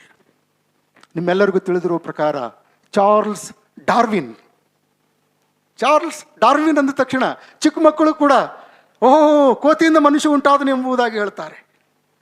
ಗಮನಿಸಿರಲ್ಲ ಪ್ರಿಯರೇ, ಇವರೆಲ್ಲರೂ ಕ್ರೈಸ್ತರಾಗಿಯೇ ದೇವರು ಮಾನವ ಲೋಕಕ್ಕೆ ಅನುಗ್ರಹ ಮಾಡಿರ್ತಕ್ಕಂಥ ತನ್ನ ಅಮೂಲ್ಯವಾದಂಥ ಸತ್ಯ ಸಂಗತಿಗಳನ್ನು ತಪ್ಪೆಂಬುದಾಗಿ ನಿರೂಪಿಸುವುದಕ್ಕೋಸ್ಕರವಾಗಿ ಇಷ್ಟಪಟ್ಟಂಥವರಾಗಿ ದೇವರಿಂದ ದೂರ ಹೋದಂಥವರಾದರು. ಯಾಕೆ ಗೊತ್ತಾ? ಇದಕ್ಕೆ ಒಂದೇ ಒಂದು ಕಾರಣ ಇದೆ. ಆ ಕಾರಣ ಏನು ಅಂತೇಳಿದ್ರೆ, ಕರ್ತನಾದ ಯೇಸು ಕ್ರಿಸ್ತನು ಈ ಲೋಕದಲ್ಲಿ 2ನೇ ಸಾರಿ ಆಗಮಿಸುವಾಗ ಅದಕ್ಕಿಂತ ಮುಂಚಿತವಾಗಿ ಇಸ್ರಾಯೇಲ್ ದೇಶವನ್ನು ಒಂದುಗೂಡಿಸುತ್ತಾನೆ ಎಂಬುದಾಗಿ ಸತ್ಯವೇದವು ತಿಳಿಸುವಂಥದ್ದಾಗಿದೆ. ಹಲ್ಲೆಲೂಯಾ. ಹೌದು ಪ್ರಿಯರೇ, ಧರ್ಮೋಪದೇಶ ಪುಸ್ತಕದಿಂದ ಹಿಡಿದು ನಾವು ಮಲಾಕಿಯ ಪುಸ್ತಕದಿಂದ ಹಿಡಿದು ಪ್ರಕಟಣೆ ಪುಸ್ತಕದವರೆಗೂ ಒಟ್ಟು 66 ಪುಸ್ತಕಗಳು ಬರೆಯುವುದಕ್ಕೋಸ್ಕರವಾಗಿ 1200ರಿಂದ 1500 ವರ್ಷಗಳ ಕಾಲ ತೆಗೆದುಕೊಂಡಂಥದ್ದಾಯಿತು. ಈ ಸಂದರ್ಭದಲ್ಲಿ ಪ್ರಾರಂಭದಲ್ಲಿ ಯಾವ ದೇವರ ಪ್ರವಾದಿಗಳು ದೇವರು ಕರ್ತನಾದಂಥ ಯೇಸು ಕ್ರಿಸ್ತನು 2ನೇ ಸಾರಿ ಈ ಲೋಕದಲ್ಲಿ ಆಗಮಿಸುವಂಥ ಸಂದರ್ಭದಕ್ಕಿಂತ ಮುಂಚಿತವಾಗಿ ಚದರಿ ಹೋಗಿರುವಂಥ ಇಸ್ರಾಯೇಲರನ್ನು ಒಂದು ರಾಷ್ಟ್ರವಾಗಿ ಕೂಡಿಸುತ್ತಾನೆ ಎಂಬುದಾಗಿ ತಿಳಿಸಿದ್ರು, ಆ ವಾಕ್ಯಗಳು ಇವತ್ತಿನ ತನಕವೂ ನೆರವೇರಲಿಲ್ಲವಲ್ಲ. ಈಗಾಗಲೇ ಚದರಿ ಹೋಗಿರುವಂಥ ಇಸ್ರಾಯೇಲ್ ಜನರು ಅಮೆರಿಕದಲ್ಲಿಯೋ, ಯುರೋಪಿನ ಯಾವುದೋ ಒಂದು ಭಾಗದಲ್ಲಿಯೋ, ಕೆನಡಾದಲ್ಲಿಯೋ, ಸ್ವಿಟ್ಜರ್ಲ್ಯಾಂಡಿನಲ್ಲಿಯೋ, ಭಾರತದ ಯಾವುದೋ ಒಂದು ಮೂಲೆಯಲ್ಲಿಯೋ ಸುಖವಾಗಿ ಬಾಳ್ತಾ ಇದ್ದಾರೆ. ಆಸ್ತಿ ಪಾಸ್ತಿಗಳನ್ನು ಮಾಡಿಕೊಂಡಿದ್ದಾರೆ. ಹೆಂಡತಿ ಮಕ್ಕಳು ಮೊಮ್ಮಕ್ಕಳನ್ನು ಪಡೆದುಕೊಂಡಂಥವರಾಗಿದ್ದಾರೆ. ಒಳ್ಳೊಳ್ಳೆ ಉದ್ಯೋಗದಲ್ಲಿದ್ದಂಥವರಾಗಿದ್ದಾರೆ. ಅಂಥ ಉತ್ತಮವಾದಂಥ ಸ್ಥಳಗಳಲ್ಲಿದ್ದು ಜೀವಿಸ್ತಕ್ಕಂಥ ಇವರು ಮತ್ತೆ ತಿರುಗಿ ಯೆರೂಸಲೇಮಿಗೆ ಬರ್ತಾರಾ? ಮತ್ತೆ ತಿರುಗಿ ಇಸ್ರಾಯೇಲ್ ದೇಶವಾಗಿ ಕಟ್ಟಲ್ಪಡ್ತಾರಾ? ಇದು ಸಾಧ್ಯವೇ ಇಲ್ಲ. ಒಂದು ವೇಳೆ ಸಾಧ್ಯವಾಗಿದ್ದ ಪಕ್ಷದಲ್ಲಿ ಈಗಾಗಲೇ ಆ ಎಲ್ಲ ಕೆಲಸಗಳು ಜರುಗಬೇಕಾಗಿತ್ತಲ್ಲ ಎಂಬುದಾಗಿ ದೇವರ ವಾಕ್ಯವನ್ನು ಉಲ್ಲಂಘಿಸಿದಂಥವರಾಗಿ ಹೊರಟು ಹೋದಂಥವರಾದರೂ ಪ್ರಿಯರೇ. ಆದರೆ ಒಂದು ಸತ್ಯ ನಾವು ಯಾವಾಗಲೂ ಗಮನದಲ್ಲಿಟ್ಕೊಳ್ಬೇಕು, ದೇವರ ವಾಗ್ದಾನಗಳು ಎಷ್ಟೇ ಇದ್ದರೂ ಕರ್ತನಾದಂಥ ಯೇಸು ಕ್ರಿಸ್ತನಲ್ಲಿ ನೆರವೇರುತ್ತವೆ. ಹಲ್ಲೆಲೂಯಾ. ಹೌದು, ಕರ್ತನಾದಂಥ ಯೇಸು ಕ್ರಿಸ್ತನು ತಿಳಿಸಿದ ಪ್ರಕಾರವಾಗಿ ತಾನು 2ನೇ ಸಾರಿ ಈ ಲೋಕಕ್ಕೆ ಆಗಮಿಸುವುದಕ್ಕಿಂತ ಮುಂಚಿತವಾಗಿ ಇಸ್ರಾಯೇಲ್ ದೇಶವು ಒಂದಾಗ್ತದೆ ಎಂಬುದಾಗಿ ಹೇಳಿದಂಥ ಮಾತು 1947ನೇ ಇಸ್ವಿ ಮೇ ತಿಂಗಳಲ್ಲಿ ನೆರವೇರಿತು ಪ್ರಿಯರೇ. ಯಾವಾಗ? 1947ನೇ ಇಸ್ವಿ ಮೇ ತಿಂಗಳಲ್ಲಿ ಇಸ್ರಾಯೇಲ್ ದೇಶದ ಪ್ರಜೆಗಳು ಜಗತ್ತಿನ ಎಲ್ಲೆಲ್ಲೇ ಇದ್ದರೂ ಕೂಡ ಆ ಎಲ್ಲ ಸ್ಥಳಗಳನ್ನು ಬಿಟ್ಟು, ಆ ಎಲ್ಲ ಸೌಲಭ್ಯಗಳನ್ನು ಬಿಟ್ಟು ಮತ್ತೆ ಇಸ್ರಾಯೇಲ್ ದೇಶಕ್ಕೆ ಹಿಂತಿರುಗಿ ಬಂದು ಒಂದಾದರೂ 1950ನೇ ಇಸ್ವಿಯಲ್ಲಿ ಇಡೀ ವಿಶ್ವ ಇಸ್ರಾಯೇಲ್ ದೇಶದಲ್ಲಿದ್ದಂಥ ಜನರಿಗೆ ಇಸ್ರಾಯೇಲ್ ಪ್ರಜೆಗಳು ಎಂಬುದಾಗಿ ನಾಗರಿಕತ್ವದ ಪ್ರಮಾಣ ಪತ್ರಗಳನ್ನು ಕೊಟ್ಟರು. They certified these people belongs to Israel ಅಂತೇಳಿ. ಅದ್ಭುತವಾದಂಥ ಸತ್ಯವಲ್ಲವೇ? ಯಾವ ಜನರು ಸತ್ಯವೇದ ಸುಳ್ಳು ಎಂಬುದಾಗಿ ಹೇಳಿದ್ರು, ಯಾವ ಜನರು ಯೇಸು ಕ್ರಿಸ್ತನು ಬರುವುದಕ್ಕಿಂತ ಮುಂಚಿತವಾಗಿ ಇಸ್ರಾಯೇಲರು ಒಂದು ರಾಷ್ಟ್ರವಾಗಿ ಸೇರಿ ಬರ್ತಾರೆ ಎಂಬುದಾಗಿ ಹೇಳಿದ್ರು, ಅದೆಲ್ಲವೂ ಕೂಡ ಅಕ್ಷರಸವಾಗಿ ನೆರವೇರಿದಂಥದ್ದಾಯಿತು.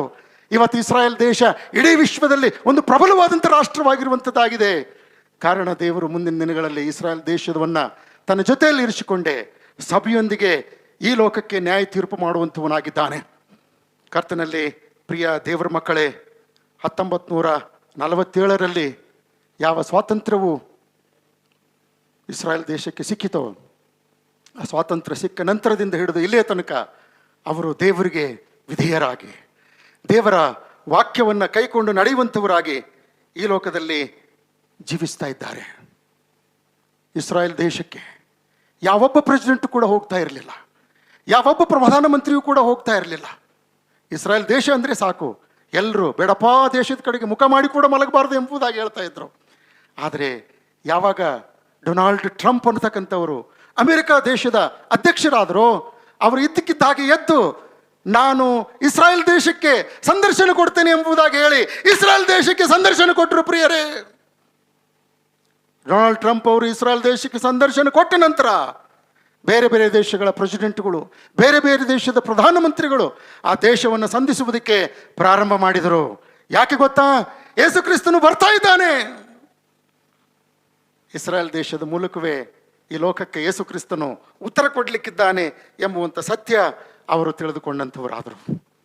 ಪ್ರಿಯ ದೇವರ ಮಕ್ಕಳೇ, ಹೌದು, ಕರ್ತನಾದ ಯೇಸು ಕ್ರಿಸ್ತನು ಈ ಲೋಕಕ್ಕೆ 2ನೇ ಸಲ ಬರುವಂಥವನಾಗಿದ್ದಾನೆ. ಆತನು ಈ ಲೋಕಕ್ಕೆ ಬರುವುದಕ್ಕಿಂತ ಮುಂಚಿತವಾಗಿ ಸಭೆಯು ತನ್ನನ್ನು ಸಿದ್ಧಪಡಿಸಿಕೊಳ್ಳಬೇಕಾಗಿದೆ.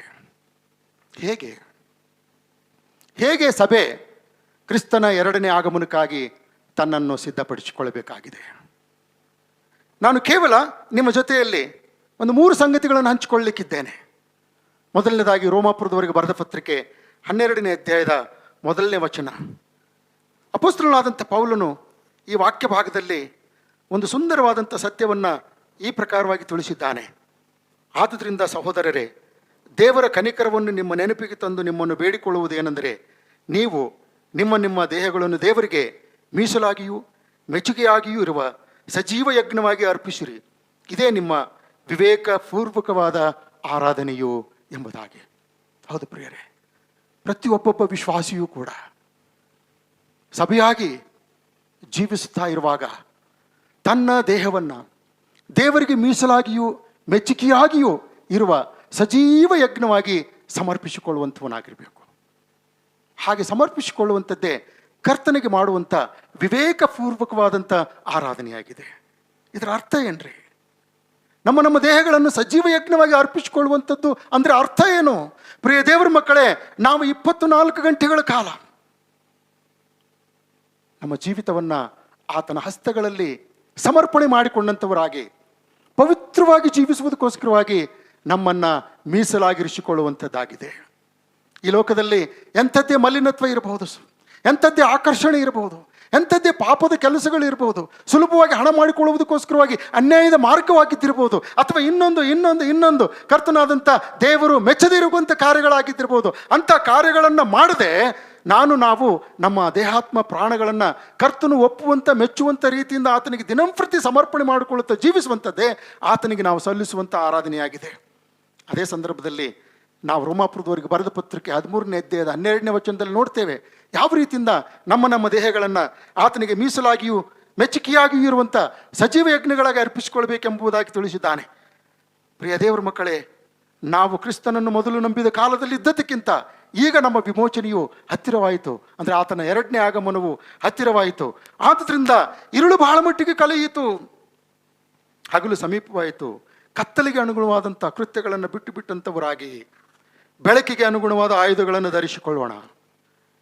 ನಮ್ಮ ಜೀವಿತ ದೇವರಿಗೆ ಮೀಸಲಾಗಿ ಮೆಚ್ಚುಗೆಯಾಗಿರುವಂಥ ಸಜೀವ ಯಜ್ಞವಾಗಿ ಅರ್ಪಿಸಿಕೊಳ್ಳತಕ್ಕಂಥ ವಿಧಾನ ದುಂದವತನಗಳಲ್ಲಿ ಆಗಲಿ, ಕುಡುಕತನಗಳಲ್ಲಿ ಆಗಲಿ, ಕಾಮವಿಲಾಸ, ನಿರ್ಲಜ್ಜಾಕೃತ್ಯಗಳಲ್ಲಿ ಆಗಲಿ, ಜಗಳ, ಹೊಟ್ಟೆಕಿಚ್ಚುಗಳಲ್ಲಿ ಆಗಲಿ ಕಾಲ ಕಳೆಯದೆ ಹಗಲು ಹೊತ್ತಿಗೆ ತಕ್ಕ ಹಾಗೆ ಮಾನಸ್ಥರಾಗಿ ನಡೆದುಕೊಳ್ಳೋಣ. ದೇಹದ ಆಶಯಗಳನ್ನು ಪೂರೈಸುವುದಕ್ಕೆ ಇಷ್ಟಪಡದೆ ದೇವರು ಮೆಚ್ಚುವಂಥ ರೀತಿಯಿಂದ ಈ ದೇಹದಿಂದ ಏನೆಲ್ಲ ಆತನಿಗೆ ಮೆಚ್ಚುವಂಥ ಕಾರ್ಯ ಮಾಡುವುದಕ್ಕೆ ಸಾಧ್ಯತೆ ಇದೆಯೋ ಆ ಕಾರ್ಯಗಳನ್ನು ನಾವು ಮಾಡುವಂಥವರಾಗಿರಬೇಕು. ಆದ್ದರಿಂದಲೇ ಅಪೊಸ್ತಲನಾದಂಥ ಪೌಲನು ಕೊರಿಂಥದವರಿಗೆ ಬರೆದ 2ನೇ ಪತ್ರಿಕೆ 5ನೇ ಅಧ್ಯಾಯದ 10ನೇ ವಚನದಲ್ಲಿ ಹೇಳ್ತಾನೆ, ನೀವು ದೇಹದಿಂದ ಮಾಡುವಂಥ ಒಳ್ಳೆಯದಕ್ಕಾಗಲಿ ಕೆಟ್ಟದಕ್ಕಾಗಲಿ ಕರ್ತನು ಪ್ರತಿಫಲವನ್ನು ಕೊಡ್ತಾನೆ ಎಂಬುದಾಗಿ ಬರೆಯುತ್ತಾನೆ. ಹಲ್ಲೆಲೂಯಾ! ಎಂಥ ಅದ್ಭುತವಾದಂಥ ಸತ್ಯವಲ್ಲವೇ ಪ್ರಿಯರೇ?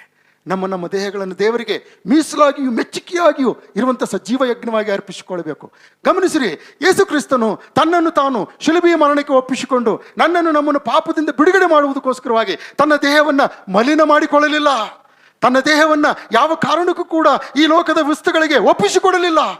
ಆತನು ಶರೀರಾತ್ಮ ಪ್ರಾಣದಲ್ಲಿ ಪರಿಶುದ್ಧನಾಗಿರ್ತಕ್ಕಂಥ ವ್ಯಕ್ತಿಯಾಗಿದ್ದನು. ಪರಿಶುದ್ಧನಾಗಿರ್ತಕ್ಕಂಥವನಾಗಿದ್ದ ಕಾರಣವೇ ನಮ್ಮ ಪಾಪಗಳನ್ನು ತನ್ನ ಮೇಲೆ ಹೊತ್ತುಕೊಂಡು ನಮ್ಮನ್ನು ಪಾಪ ಮರಣಗಳಿಂದ ಬಿಡಿಸಿದನು. ಪ್ರಿಯರೇ, ಆದ್ದರಿಂದ ನಾವು ಆತನಿಗೆ ತಕ್ಕವರಾಗಿ ಒಪ್ಪಿಸಿಕೊಳ್ಬೇಕು ಅನ್ನುವುದಾದರೂ ನಾವು ಸಹ ನಮ್ಮ ದೇಹಗಳನ್ನು ಆತನು ಮೆಚ್ಚುವಂಥ ರೀತಿಯಿಂದ ಪವಿತ್ರವಾಗಿ ಇಟ್ಟುಕೊಳ್ಬೇಕೆಂಬುದಾಗಿ ಇಲ್ಲಿ ತಿಳಿಸಿದ್ದಾನೆ. 2ನೇದಾಗಿ ಕೊರಿಂಥದವರಿಗೆ ಬರೆದ 2ನೇ ಪತ್ರಿಕೆ 7ನೇ ಅಧ್ಯಾಯದ 1ನೇ ವಚನ.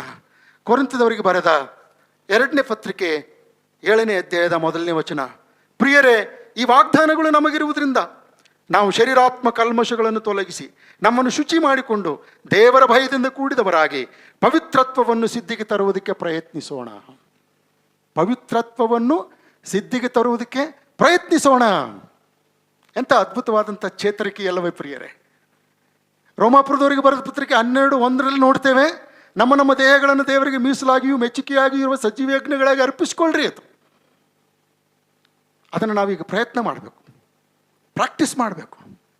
ದಿನಂಪ್ರತಿ ನಾವು ಪರಿಶುದ್ಧರಾಗಿ ಜೀವಿಸುವುದಕ್ಕೋಸ್ಕರವಾಗಿ ಅಭ್ಯಾಸ ಮಾಡಿಕೊಳ್ತಕ್ಕಂಥವರಾಗಿರಬೇಕು. ಈ ಅಭ್ಯಾಸ ನಮಗೂ ಯಾವುದರಿಂದ ದೊರಕುತ್ತದೆ ಪ್ರಿಯರೇ? ಕ್ರಿಸ್ತನ ಅನ್ಯೋನ್ಯತೆಯಲ್ಲಿರುವಾಗ ಮಾತ್ರವೇ ದೊರಕುವಂಥದ್ದು. ದೇವಜನರ ಅನ್ಯೋನ್ಯತೆಯಲ್ಲಿರುವಾಗ ಮಾತ್ರ ದೊರಕುವಂಥದ್ದಾಗಿದೆ. ಆದ್ದರಿಂದ ಸಭೆಯವರಾದಂಥ ನಿಮ್ಮಲ್ಲಿ ನನ್ನ ಪ್ರೀತಿಯ ಮನವಿ ಏನಂತ ಹೇಳೋದಾದರೆ, ಸಭೆಗೆ ಬರುವಂಥದ್ದನ್ನು ಕೆಲವರು ರೂಢಿಯಾಗಿ ಬಿಟ್ಟಿರುವ ಪ್ರಕಾರ ನೀವು ಬಿಟ್ಟು ಬಿಡಬೇಡ್ರಿ. ಸಭೆಯ ಕಾರ್ಯಗಳಲ್ಲಿ ಕೆಲವರು ಇಷ್ಟವಿಲ್ಲದವರಾಗಿ ಬೇರೆ ಬೇರೆದರಲ್ಲಿ ಇಷ್ಟಪಡ್ತಕ್ಕಂಥವರಾಗಿದ್ದಾರೆ. ಆದ್ದರಿಂದ ನೀವು ಹಾಗೆ ಮಾಡದೆ ಸಭೆಯ ಪ್ರತಿಯೊಂದೊಂದು ಕಾರ್ಯಗಳಲ್ಲಿಯೂ ಕೂಡ ನಿಮ್ಮನ್ನು ತೊಡಗಿಸಿಕೊಳ್ಳುವುದಕ್ಕೋಸ್ಕರವಾಗಿ ಸಮರ್ಪಣೆ ಮಾಡಿಕೊಳ್ಳಿರಿ. ಸತ್ಯವೇದ ಓದುವಂಥದ್ದು, ಪ್ರಾರ್ಥನೆ ಮಾಡತಕ್ಕಂಥದ್ದು, ದೇವಜನರಿಗೆ ತಕ್ಕ ಹಾಗೆ ಈ ಲೋಕದಲ್ಲಿ ಜೀವಿಸ್ತಕ್ಕಂಥದ್ದು, ಒಬ್ಬರನ್ನೊಬ್ಬರು ಪ್ರೀತಿಸ್ತಕ್ಕಂಥದ್ದು, ಒಬ್ಬರ ಭಾರವನ್ನು ಒಬ್ಬರು ಹೊರತಕ್ಕಂಥದ್ದು, ಇವೆಲ್ಲವುಗಳನ್ನು ಮಾಡುವಾಗ ಖಂಡಿತವಾಗಿಯೂ ಕೂಡ ನಾವು ಪವಿತ್ರತ್ವವನ್ನು ಸಿದ್ಧಿಗೆ ತರುವುದಕ್ಕೋಸ್ಕರವಾಗಿ ಏನು ಪ್ರಯತ್ನ ಮಾಡ್ತಾ ಇದ್ದೇವೋ ಆ ಪ್ರಯತ್ನ ಕಾರ್ಯಸಾಧಕವಾಗುವಂಥದ್ದಾಗಿದೆ. 3ನೇದಾಗಿ ಕರ್ತನಾದಂಥ ಯೇಸು ಕ್ರಿಸ್ತನ 2ನೆಯ ಆಗಮನಕ್ಕಾಗಿ ಸಭೆಯು ಮಾಡಬೇಕಾದಂಥ ಮಹಾ ಪ್ರಾಮುಖ್ಯವಾದಂಥ ಕೆಲಸ ಯಾವುದು ಅನ್ನುವುದಾದರೆ, ಮತ್ತಾಯನ ಬರೆದ ಸುವಾರ್ತೆ 28ನೇ ಅಧ್ಯಾಯ 18 ಮತ್ತು 19ನೇ ವಚನಗಳು. ಪ್ರಿಯರೇ, ಮತ್ತಾಯನ ಬರೆದ ಸುವಾರ್ತೆ 28ನೇ ಅಧ್ಯಾಯ 19 ಮತ್ತು 20ನೇ ವಚನಗಳು. ದಯಮಾಡಿ ಆ ವಚನಗಳನ್ನು ನೋಡಬೇಕಾಗಿ ಪ್ರೀತಿಯಿಂದ ಕೇಳಿಕೊಳ್ಳುವಂಥವನಾಗಿದ್ದೇನೆ. ಆದ್ದರಿಂದ ನೀವು ಹೊರಟು ಹೋಗಿ ಎಲ್ಲ ದೇಶಗಳ ಜನರನ್ನು ಶಿಷ್ಯರನ್ನಾಗಿ ಮಾಡಿರಿ, ಅವರಿಗೆ ತಂದೆಯ ಮಗನ ಪವಿತ್ರಾತ್ಮನ ಹೆಸರಿನಲ್ಲಿ ದೀಕ್ಷಾಸ್ನಾನ ಮಾಡಿಸಿ ನಾನು ನಿಮಗೆ ಆಜ್ಞಾಪಿಸಿದ್ದನ್ನೆಲ್ಲ ಕಾಪಾಡಿಕೊಳ್ಳುವುದಕ್ಕೆ ಅವರಿಗೆ ಉಪದೇಶ ಮಾಡಿರಿ ಎಂಬುದಾಗಿ. ನಾನು 2ನೇ ಭಾಗ ಓದಲಿಲ್ಲ. ಕಾರಣ ಏನು ಗೊತ್ತಾ? ಈ ಮೇಲಿನ ಭಾಗವನ್ನು ನಾವು ನೆರವೇರಿಸಿದ್ರೆ ಮಾತ್ರ 2ನೇ ಭಾಗದಲ್ಲಿರ್ತಕ್ಕಂಥ ವಿಷಯ ನೋಡಿರಿ, ನಾನು ಯುಗದ ಸಮಾಪ್ತಿಯವರೆಗೂ ಎಲ್ಲ ದಿವಸ ನಿಮ್ಮ ಸಂಗಡ ಇರುತ್ತೇನೆ ಎಂಬುದಾಗಿ. ಸಭೆಯು ಮಾಡಬೇಕಾದಂಥ ಮಹಾಪ್ರಾಮುಖ್ಯವಾದಂಥ ಕೆಲಸ ಮೊದಲನೇದಾಗಿ ತನ್ನ ರಕ್ಷಣೆಯನ್ನು ಕಾಪಾಡಿಕೊಳ್ಳುವಂಥದ್ದು. ರಕ್ಷಣೆಯನ್ನು ಕಾಪಾಡಿಕೊಳ್ಳುವುದಕ್ಕೋಸ್ಕರವಾಗಿ ಏನೆಲ್ಲ ಪ್ರಯೋಗಗಳನ್ನು ಮಾಡಬೇಕು ಅಥವಾ ಅಭ್ಯಾಸಗಳನ್ನು ಮಾಡಬೇಕು ಅದನ್ನು ಮಾಡುತ್ತಾ ನಾವು ಕರ್ತನ ವಾಗ್ದಾನಗಳಲ್ಲಿ ನಂಬಿಕೆಟ್ಟಂಥವರಾದ ಕಾರಣ ಆ ವಾಗ್ದಾನಗಳು ನಮ್ಮ ಜೀವಿತದಲ್ಲಿ ನೆರವೇರುವುದಕ್ಕೋಸ್ಕರವಾಗಿ ನಮ್ಮನ್ನು ದೇವರಿಗೆ ಸಜೀವ ಯಜ್ಞವಾಗಿ ದಿನಂಪ್ರತಿ ಅರ್ಪಿಸಿಕೊಳ್ತಕ್ಕಂಥದ್ದು. ಕೊನೆಗೆ ನಾವು ನೋಡುವ ಹಾಗೆ ಮತ್ತಾಯನ ಬರೆದ ಸುವಾರ್ತೆ 28ನೇ ಅಧ್ಯಾಯದಲ್ಲಿ ತಿಳಿಸಿದ ಪ್ರಕಾರ ನಾವು ಇಡೀ ವಿಶ್ವಕ್ಕೆ ಕ್ರಿಸ್ತನ ಕುರಿತು ಸಾಕ್ಷಿ ಕೊಡಬೇಕಾಗಿದೆ. ಪ್ರಿಯ ದೇವರ ಮಕ್ಕಳೇ, ಇವತ್ತಿನ ದಿವಸಗಳಲ್ಲಿ ನಾವು ಇಂಥ ಒಂದು ಪರಿಸ್ಥಿತಿಯಲ್ಲಿ ಹೊರಗಡೆ ಹೋಗಿ ಬೇರೆಯವರಿಗೆ ಯೇಸು ಕ್ರಿಸ್ತನ ಕುರಿತು ಹೇಳುವುದಕ್ಕೆ ಆಗದೇ ಇರಬಹುದು. ಆದರೆ ಆಗಲೇ ನಾನು ವಾಕ್ಯದಲ್ಲಿ ತಿಳಿಸಿದ್ದೇನೆ, ನಮಗೆ ಬಂಧನ ಇದೆ, ಆದರೆ ದೇವರ ವಾಕ್ಯಕ್ಕೆ ಬಂಧನ ಇಲ್ಲ. ಇವತ್ತು ಇಡೀ ವಿಶ್ವ ನನಗೂ ನಮಗೂ ಅನೇಕ ಈ ತಂತ್ರಜ್ಞಾನದ ಡಿವೈಸ್ಗಳನ್ನು ಕೊಟ್ಟಿದೆ ಪ್ರಿಯರೇ. ಅದು ಡಿಜಿಟಲ್ ಆಗಿದ್ದಿರಬಹುದು, ಅದು ಸೋಷಿಯಲ್ ಮೀಡಿಯಾ ಆಗಿದ್ದಿರಬಹುದು, ಅಥವಾ ಇನ್ನಿತರ ಯಾವುದೇ ಟೆಕ್ನಿಕಲ್ ಆಗಿ ನಾವು ಬಳಸ್ತಕ್ಕಂಥ ಒಂದು ಡಿವೈಸ್ ಆಗಿದ್ದಿರಬಹುದು. ಇವತ್ತಿನ ದಿನ ದೇವರ ಮಕ್ಕಳಾದಂಥ ನಾವು ಇಡೀ ವಿಶ್ವಕ್ಕೆ ಸಾಕ್ಷಿ ಕೊಡುವುದಕ್ಕೋಸ್ಕರವಾಗಿ ದೇವರು ಈ ತಂತ್ರಜ್ಞಾನದ ಮೂಲಕವಾಗಿ ನೀವು ನನ್ನ ವಾಕ್ಯಗಳನ್ನು ಪ್ರಕಟಿಸಿರಿ ಎಂಬುದಾಗಿ ತಿಳಿಸ್ತಾ ಇದ್ದಾನೆ. ಸಾಧ್ಯವಾದರೆ ನೀವು ಮುಂಜಾನೆ ಆ ಕಡೆ ಹೋಗುವುದಾದರೆ, ತರಕಾರಿ ತರುವುದಕ್ಕೆ ಹೋಗುವುದಾದರೆ, ಒಂದು ವಾಕಿಂಗ್ ಮಾಡುವುದಕ್ಕೆ ಹೋಗುವುದಾದರೆ, ಬೇರೆ ಬೇರೆ ಯಾವುದಾದ್ರೂ ಒಂದು ಕೆಲಸ ಮಾಡುವುದಕ್ಕಾಗಿ ಹೊರಗಡೆ ಹೋಗುವುದಾದರೆ, ನಿಮ್ಮ ಎದುರುಗಡೆಯಲ್ಲಿ ಬರ್ತಕ್ಕಂಥ ನಿಮ್ಮ ಪರಿಚಯದವರೇ ಆಗಿರ್ಬೋದು, ಪರಿಚಯ ಇಲ್ಲದವರಿಗೆ ಆಗಿದ್ದಿರ್ಬೋದು, ಮುಗುಳ್ನಗೆಯನ್ನು ತೋರಿಸಿ ಅವರಿಗೊಂದು ಪ್ರೀತಿಯಿಂದ ಗುಡ್ ಮಾರ್ನಿಂಗ್ ಅಂತ ಹೇಳ್ರಿ. ಯಾರಪ್ಪ ಈ ವ್ಯಕ್ತಿ ನನಗೆ ಗುಡ್ ಮಾರ್ನಿಂಗ್ ಅಂತ ಹೇಳ್ತಾ ಇದ್ದಾನಲ್ಲ ಎಂಬುದಾಗಿ ಆ ವ್ಯಕ್ತಿಯ ಮುಖದ ಮೇಲೆ ಸ್ವಲ್ಪ ನಗುವಾದರೂ ಬರುತ್ತೆ. ಆ ಸಂದರ್ಭದಲ್ಲಿ ಅವರ ಪರಿಚಯ ಮಾಡಿಕೊಳ್ಳ್ರಿ. ಅವರಿಗೆ ಕ್ಲುಪ್ತವಾಗಿ ಯೇಸು ನಿಮ್ಮನ್ನು ಪ್ರೀತಿಸುತ್ತಾನೆ ಎಂಬುದಾಗಿ ಯೇಸುವಿನ ಕುರಿತಾಗಿ ತಿಳಿಸಿರಿ ಪ್ರಿಯರೇ. ಹೌದು, ಕರ್ತನಾದಂಥ ಯೇಸು ಕ್ರಿಸ್ತನು ನನ್ನಿಂದ ನಮ್ಮಿಂದ ಆತನು ಬಯಸುವಂಥದ್ದು ಇಷ್ಟೇ, ನನ್ನ ಕುರಿತಾಗಿ ನೀವು ಪ್ರತಿಯೊಬ್ಬೊಬ್ಬರಿಗೂ ಕೂಡ ತಿಳಿಸುವುದರ ಮೂಲಕ ನನಗೆ ಸಾಕ್ಷಿಗಳಾಗಿರಬೇಕು ಎಂಬುದಾಗಿ. ಯಾವಾಗ ನಾವು ಈ ಪ್ರಕಾರವಾಗಿ ಕರ್ತನಾದಂಥ ಯೇಸು ಕ್ರಿಸ್ತನ ಎರಡನೇ ಆಗಮನಕ್ಕೋಸ್ಕರ ನಮ್ಮನ್ನು ನಾವು ಸಿದ್ಧಪಡಿಸಿಕೊಳ್ತಕ್ಕಂಥವ್ರಾಗುತ್ತೇವೋ, ಆಗ ಯಾವ ಕೇಡು ನಮಗೆ ಸಂಭವಿಸದು, ಯಾವ ಉಪದ್ರವಗೂ ಕೂಡ ನಮ್ಮ ಗುಡಾರದ ಸಮೀಪಕ್ಕೆ ಬಾರವು. ಕರ್ತನ ವಿಶೇಷವಾದಂಥ ರಕ್ಷಣೆಯನ್ನು ಅನುಭವಿಸುವಂಥವರಾಗಿ ದೀರ್ಘಾಯುಷ್ಯವನ್ನು ಹೊಂದಿ ಕರ್ತನು ಕರೆಯುವವರೆಗೂ ಈ ಲೋಕದಲ್ಲಿ ಆತನಿಗೋಸ್ಕರ, ಆತನ ರಾಜ್ಯಕ್ಕೋಸ್ಕರ, ಆತನ ನೀತಿಗೋಸ್ಕರ ಜೀವಿಸುವಂಥವರಾಗುತ್ತೇವೆ. ಪ್ರಿಯ ದೇವರ ಮಕ್ಕಳೇ, ಕೀರ್ತನೆ 91, 14, 15, 16 ಈ 3 ವಚನಗಳು ನಿಮ್ಮ ಜೀವಿತದಲ್ಲಿ ನೆರವೇರಬೇಕಾ? ಈ ಲೋಕದಲ್ಲಿ ದೀರ್ಘ ಆಯುಷ್ಯವನ್ನು ಪಡೆದುಕೊಂಡು ಆತನ ವಿಶೇಷವಾದಂಥ ರಕ್ಷಣೆಯನ್ನು ಅನುಭವಿಸುತ್ತಾ ಆತನಿಗಾಗಿ ಆತನು ಕರೆಯುವಂಥ ಸಮಯದವರೆಗೆ ಈ ಲೋಕದಲ್ಲಿ ಸಾಕ್ಷಿಗಳಾಗಿ ಜೀವಿಸಬೇಕಾ? ಹಾಗಾದರೆ ಇವತ್ತು ನಿಮ್ಮನ್ನು ನೀವು ಕರ್ತನಿಗೆ ಸಮರ್ಪಿಸಿಕೊಳ್ಳಿರಿ. ಆತನ ಎರಡನೇ ಆಗಮನ ನಿಶ್ಚಯ.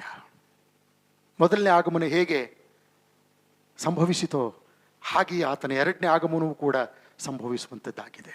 ದೇವರು ಈ ವಾಕ್ಯಗಳನ್ನು ನಮ್ಮೆಲ್ಲರ ಆತ್ಮಗಳ ಪ್ರಯೋಜನಕ್ಕಾಗಿ ಆಶೀರ್ವದಿಸಲಿ. ಬನ್ನಿರಿ ಪ್ರಾರ್ಥನೆ ಮಾಡೋಣ.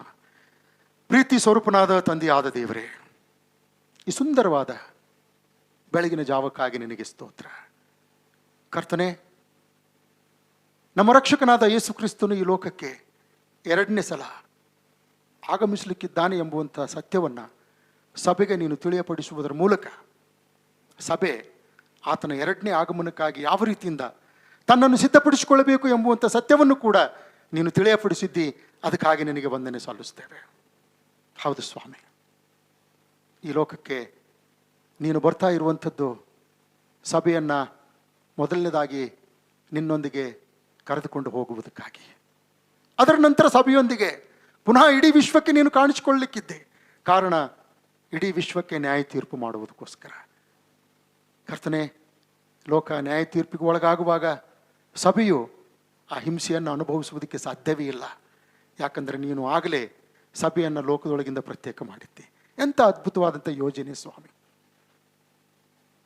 ಲೋಕಕ್ಕೆ ಉಂಟಾಗಲಿಕ್ಕಿರ್ತಕ್ಕಂಥ ನ್ಯಾಯ ತೀರ್ಪಿನಿಂದ ಲೋಕದ ಜನರು ಕೂಡ ತಪ್ಪಿಸಿಕೊಳ್ಳಬೇಕು ಅನ್ನುವುದಾದರೆ ಯಾವ ಲೋಕದಲ್ಲಿ ನೀನು ಸಭೆಯನ್ನು ಇಟ್ಟಿದ್ಯೋ ಈ ಸಭೆಗೆ ಎಲ್ಲ ದೇಶಗಳಿಗೆ ಹೋಗಿ ಜನರನ್ನು ಶಿಷ್ಯರನ್ನಾಗಿ ಮಾಡಿರಿ. ಅವರಿಗೆ ತಂದೆಯ ಮಗನ ಪವಿತ್ರಾತ್ಮನ ಹೆಸರಿನಲ್ಲಿ ದೀಕ್ಷಾಸ್ನಾನ ಮಾಡಿಸಿರಿ. ನಾನು ನಿಮಗೆ ಆಜ್ಞಾಪನೆ ಮಾಡಿದ್ದನ್ನೆಲ್ಲ ಕೈಕೊಂಡು ನಡೆಯುವುದಕ್ಕಾಗಿ ಬೋಧನೆ ಮಾಡಿರಿ ಎಂಬುದಾಗಿ ಹೇಳಿದ್ದೆ. ಹೌದು ಸ್ವಾಮಿ, ಈ ಲೋಕದಲ್ಲಿ ಒಬ್ಬರು ನಾಶವಾಗುವಂಥದ್ದು ನಿನಗೆ ಇಷ್ಟ ಇಲ್ಲ. ಎಲ್ಲರೂ ನಿನ್ನನ್ನು ಕಂಡುಕೊಳ್ಬೇಕು, ನೀನು ಸ್ಥಾಪನೆ ಮಾಡುವಂಥ ಆ ನಿತ್ಯ ರಾಜ್ಯದಲ್ಲಿ ಪ್ರವೇಶಿಸಬೇಕು ಎಂಬುವಂಥದ್ದೇ ನಿನ್ನ ಚಿತ್ತವಾಗಿದೆ. ಆದ್ದರಿಂದಲೇ ಎಲ್ಲರಿಗೋಸ್ಕರವಾಗಿ ನೀನು ಸತ್ತಿದ್ದಿ ಸ್ವಾಮಿ. 2 ಕೊರಿಂಥ 5ನೇ ಅಧ್ಯಾಯದ 14ನೇ ವಚನದಲ್ಲಿ ನೀನು ಎಲ್ಲರಿಗೋಸ್ಕರ ಸತ್ತಿದ್ದಿ ಎಂಬುದಾಗಿ ಅಪೊಸ್ತಲನಾದಂಥ ಪೌಲನು ತಿಳಿಸಿದ್ದಾನೆ. ಆದುದರಿಂದ ಪ್ರತಿಯೊಬ್ಬೊಬ್ಬರು ಕೂಡ ಈ ಸತ್ಯವನ್ನು ತಿಳಿದುಕೊಳ್ಳುವುದಕ್ಕೋಸ್ಕರ ಯಾವ ಸಭೆಯನ್ನು ಈ ಲೋಕದಲ್ಲಿ ಸ್ಥಾಪನೆ ಮಾಡಿದೆಯೋ ಈ ಸಭೆಯ ಮೂಲಕ ನಿನ್ನ ಕಾರ್ಯಗಳನ್ನು ಕಾರ್ಯರೂಪದಲ್ಲಿ ತೆಗೆದುಕೊಂಡು ಬಾ ಎಂಬುದಾಗಿ ಬೇಡಿಕೊಳ್ಳುತ್ತಾ ಇದ್ದೇವೆ. ಸಭೆಯ ಒಬ್ಬೊಬ್ಬ ವ್ಯಕ್ತಿಯನ್ನು ಕೂಡ ಆಶೀರ್ವಾದ ಮಾಡು ಸ್ವಾಮಿ. ಕೋವಿಡ್-19ಕ್ಕೆ ಒಳಗಾಗಿ ಯಾರಾದರೂ ಬಾಧೆ ಪಡ್ತಕ್ಕಂಥವರಾಗಿದ್ದರೆ ಅವರನ್ನು ಯೇಸುವೆ ನಿನ್ನ ರಕ್ತ ಕೋಟೆಯಲ್ಲಿ ಮರೆ ಮಾಡಿಕೋ ಕರ್ತನೆ. ಬೇಕಾದಂಥ ಸ್ವಸ್ಥತೆಯನ್ನು ನಿರ್ವಹಿಸು. ನಮ್ಮ ದೇಶಕ್ಕಾಗಿ, ನಮ್ಮ ರಾಜ್ಯಕ್ಕಾಗಿ ನಾವು ಪ್ರಾರ್ಥನೆ ಮಾಡ್ತಾ ಇದ್ದೇವೆ. ಹೌದಪ್ಪ, ಈ ಮಹಾಮಾರಿಯಿಂದ ಅನೇಕ ಜನರು ಪ್ರಾಣವನ್ನು ಕಳೆದುಕೊಂಡು ತಮ್ಮ ಕುಟುಂಬದಲ್ಲಿರ್ತಕ್ಕಂಥವರನ್ನು ದುಃಖಕ್ಕೂ ಸಂಕಟಕ್ಕೂ ಒಳಪಡಿಸಿದ್ದಾರೆ. ದುಃಖ, ಸಂಕಟ, ವೇದನೆಗಳನ್ನು ಅನುಭವಿಸ್ತಾ ಇರತಕ್ಕಂಥ ಆ ಕುಟುಂಬದ ಎಲ್ಲ ಜನರನ್ನು ಈ ಸಮಯದಲ್ಲಿ ನಾವು ಜ್ಞಾಪಕ ಮಾಡಿಕೊಳ್ತಾ ಇದ್ದೇವೆ. ಕರ್ತನೆ, ಸಂತೈಸುವಂಥ ತಾಯಿಯಂತೆ ಅವರನ್ನು ಸಮಾಧಾನಪಡಿಸು, ಸಂತೈಸು, ಆದರಿಸು ಕರ್ತನೆ. ಯಾರ್ಯಾರೆಲ್ಲ ಕೋವಿಡ್ ನಿಮಿತ್ತವಾಗಿ ಚಿಕಿತ್ಸೆ ಹೊಂದುತ್ತಾ ಇದ್ದಾರೋ ಅವರೆಲ್ಲರಿಗಾಗಿ ನಾನು ಬೇಡಿಕೊಳ್ತೇನೆ, ಉತ್ತಮ ಚಿಕಿತ್ಸೆ ಅವ್ರಿಗೆ ದೊರಕುವಂತೆ ಆದಷ್ಟು ಬೇಗನೆ ಅವರು ಗುಣಮುಖರಾಗಿ ನಿನ್ನ ಸನ್ನಿಧಾನದಲ್ಲಿ ಬಂದು ನಿನಗೆ ಸ್ತೋತ್ರ ಸಲ್ಲಿಸುವಂತೆ ಕೃಪೆ ಕೊಡು. ಹೇಗೂ ಈ ಸಭೆಗಾಗಿ ನಿನಗೆ ವಂದನೆ ಸ್ವಾಮಿ. ಸಭೆಯ ಮೂಲಕ ಮಾಡ್ತಾ ಇರುವಂಥ ಎಲ್ಲ ಕಾರ್ಯಗಳಿಗಾಗಿ ನಿನಗೆ ವಂದನೆ ಸಲ್ಲಿಸ್ತೇವೆ. ಸಭೆಯ ಪ್ರತಿಯೊಬ್ಬೊಬ್ಬರನ್ನು ಕೂಡ ಆಶೀರ್ವಾದ ಮಾಡು, ಅವರ ಅಗತ್ಯತೆಗಳನ್ನು ಪೂರೈಸು. ನಿನ್ನ ಆಶ್ರಯದಲ್ಲಿ ಬಚ್ಚಿಟ್ಟುಕೊಂಡು ಯಾವ ರೀತಿಯಿಂದಲೂ ಕೂಡ ನಿನ್ನ ಮಕ್ಕಳಿಗೆ ತೊಂದರೆಗಳುಂಟಾಗದ ಹಾಗೆ ಈ ಹಿಂದೆ ಕಾಪಾಡಿದ ಪ್ರಕಾರ ಮುಂದೆಯೂ ಕೂಡ ಕಾಪಾಡಿ ಎಲ್ಲರ ಮೂಲಕ ನೀನೊಬ್ಬನೇ ಮಹಿಮೆ ಹೊಂದೆಂಬುದಾಗಿ ಈ ಪ್ರಾರ್ಥನೆಯನ್ನು ಕರ್ತನಾದ ಯೇಸು ಕ್ರಿಸ್ತನ ನಾಮದಲ್ಲಿ ಅತಿ ವಿನಯದಿಂದಲೂ ಬಹುತಾಳ್ಮೆಯಿಂದಲೂ ದೀನತೆಯಿಂದ ಬೇಡಿ ಹೊಂದಿದ್ದೇವೆ ನಮ್ಮ ತಂದೆಯೇ, ಆಮೇನ್. ಕಡೆ ಪ್ರಾರ್ಥನೆ ಮಾಡಿಕೊಳ್ಳೋಣ. ನನ್ನ ಮನವೇ ಕರ್ತನನ್ನು ಕೊಂಡಾಡು, ನನ್ನ ಸರ್ವೇಂದ್ರಿಯಗಳೇ ಆತನ ಪರಿಶುದ್ಧ ನಾಮವನ್ನು ಸ್ತುತಿಸು. ನನ್ನ ಮನವೇ ಕರ್ತನನ್ನು ಕೊಂಡಾಡು, ಆತನು ಮಾಡಿದ ಉಪಕಾರದಲ್ಲಿ ಒಂದನ್ನು ಮರೆತು ಬಿಡಬೇಡ. ಆಮೇನ್. ನಮ್ಮ ಕರ್ತನಾದ ಯೇಸು ಕ್ರಿಸ್ತನ ಕೃಪೆಯು, ತಂದೆ ದೇವರ ಪ್ರೀತಿಯು, ಪರಿಶುದ್ಧಾತ್ಮನ ಅನ್ಯೋನ್ಯತೆಯು, ಆರೋಗ್ಯವು ಸದಾಕಾಲವು ನಮ್ಮೆಲ್ಲರೊಂದಿಗೂ ಇರಲಿ. ಆಮೇನ್. Jesus bless you and heals you. Thank you.